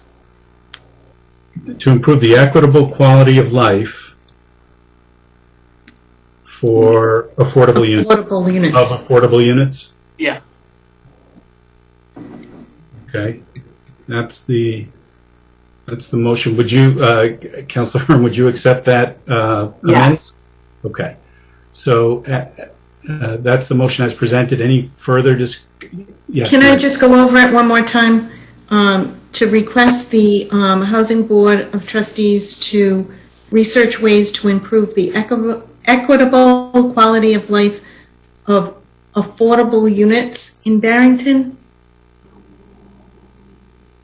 Or affordable units, rent or ownership in Barrington? Yeah, maybe instead of the word units, affordable homes and apartments.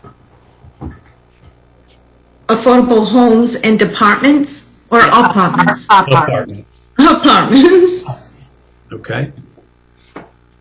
Thank you. Any further discussion? Mike Minardi's hand just went up.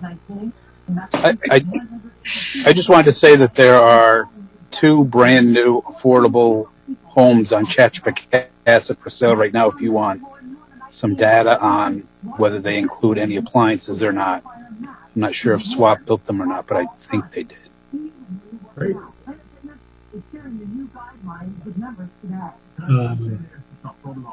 Kate, you wanted to say something? Yeah, I was just going to say that I think to accomplish that, I think probably the housing board would say, if you could fund us, we'd be able to accomplish what you're after. But I think until they get money to do something with, we're just sort of giving them busy work. But I'll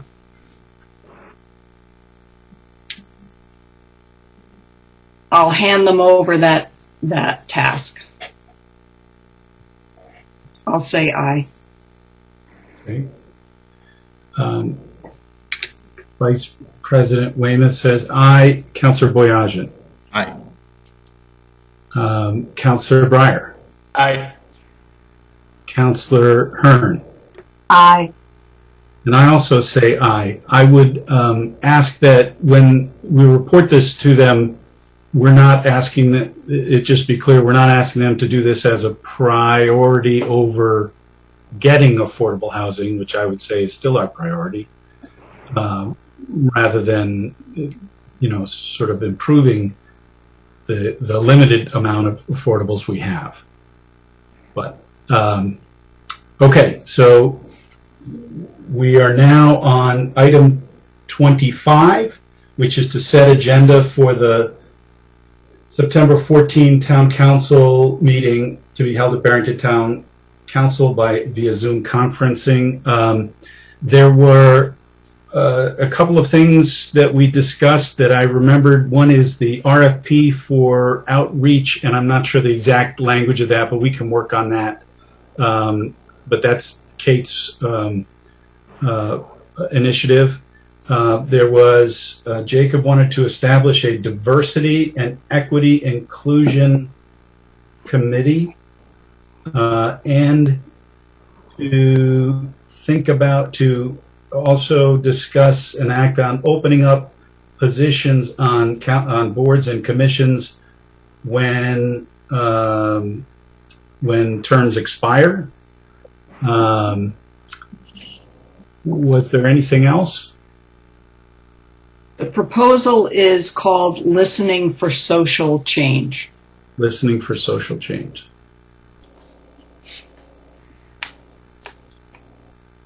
Okay. Okay, so I'm going to do two things. Councilor Breyer, did you have another thing for No, I was just having a drink, sorry. No, that's okay. I'm going to do two things. First, of course, if anything comes up during this, during the interim, please feel free to reach out and we'll get it on the agenda. But two, if you can if I have left anything out on that list and it occurs to you later, please raise it, because I don't want to have any question about it. I do want to get to address the issues that you folks want to address. So just let me know. Those are the three things that I know of now that have been proposed for next week. And if we hear others, we'll get them on there, or even on the 29th if we have to. So that is it for the agenda. Oh, sorry, Mike, I thought of one other thing. Okay. It may or may not have to end up on the agenda. It's we might have a bid for trail improvements on the Hampton Meadows Greenbelt. It may be below the threshold that requires a bid, so we'll find out. Okay. On which Greenbelt? The Hampton Meadows Greenbelt. Steve, have we addressed the permitting issues there? Has Phil gotten back to you on that? Not Phil Alverson, Kevin Alverson, I believe his name is. His initial reaction was because we're a municipality and the nature of the project, it wouldn't require a permit. He's going to try to make sure that's the case. Okay, Kevin's good. Yeah. Okay. Okay. So next item on the agenda is to move into executive session. Do I hear a motion to move into an executive session in accordance with Rhode Island General Laws 42465A1, Personnel, Town Manager, James Cunha, 42465A2, Litigation, Pending Tax Appeals, Stanzler versus Minardi, Rumstick Road Trust versus Minardi, Cantor versus Minardi, and Gordon versus Minardi, and to discuss executive session minutes from June 8, 2020 for placement on the Town Council meeting agenda for September 14, 2020. So moved. President Carroll, could I make a request that you move the personnel section to the last part of the executive session so I can join you, and then I'll come back here and wait for you back at this Zoom session. Okay. And Carolyn, Joyce, if you hang in here until I get back, then you can depart. Okay. So we have a motion made. Is there a second? Second. Made by Vice President Weymouth, seconded by Councilor Hearn. Vice President Weymouth, how do you vote? Aye. Councilor Boyajian? Aye. Councilor Breyer? Aye. Councilor Hearn? Aye. And I also vote aye. We are in executive session. Thank you, everybody. We will be back after we conclude our executive session. And Mary, the information on that was in an email from yesterday, right? Yes. Thank you. From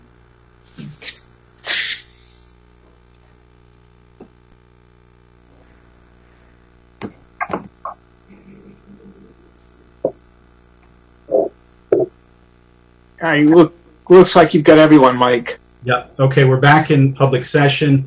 We are reflecting, the minutes should reflect that a vote was taken regarding litigation, and we're sealing the public minutes.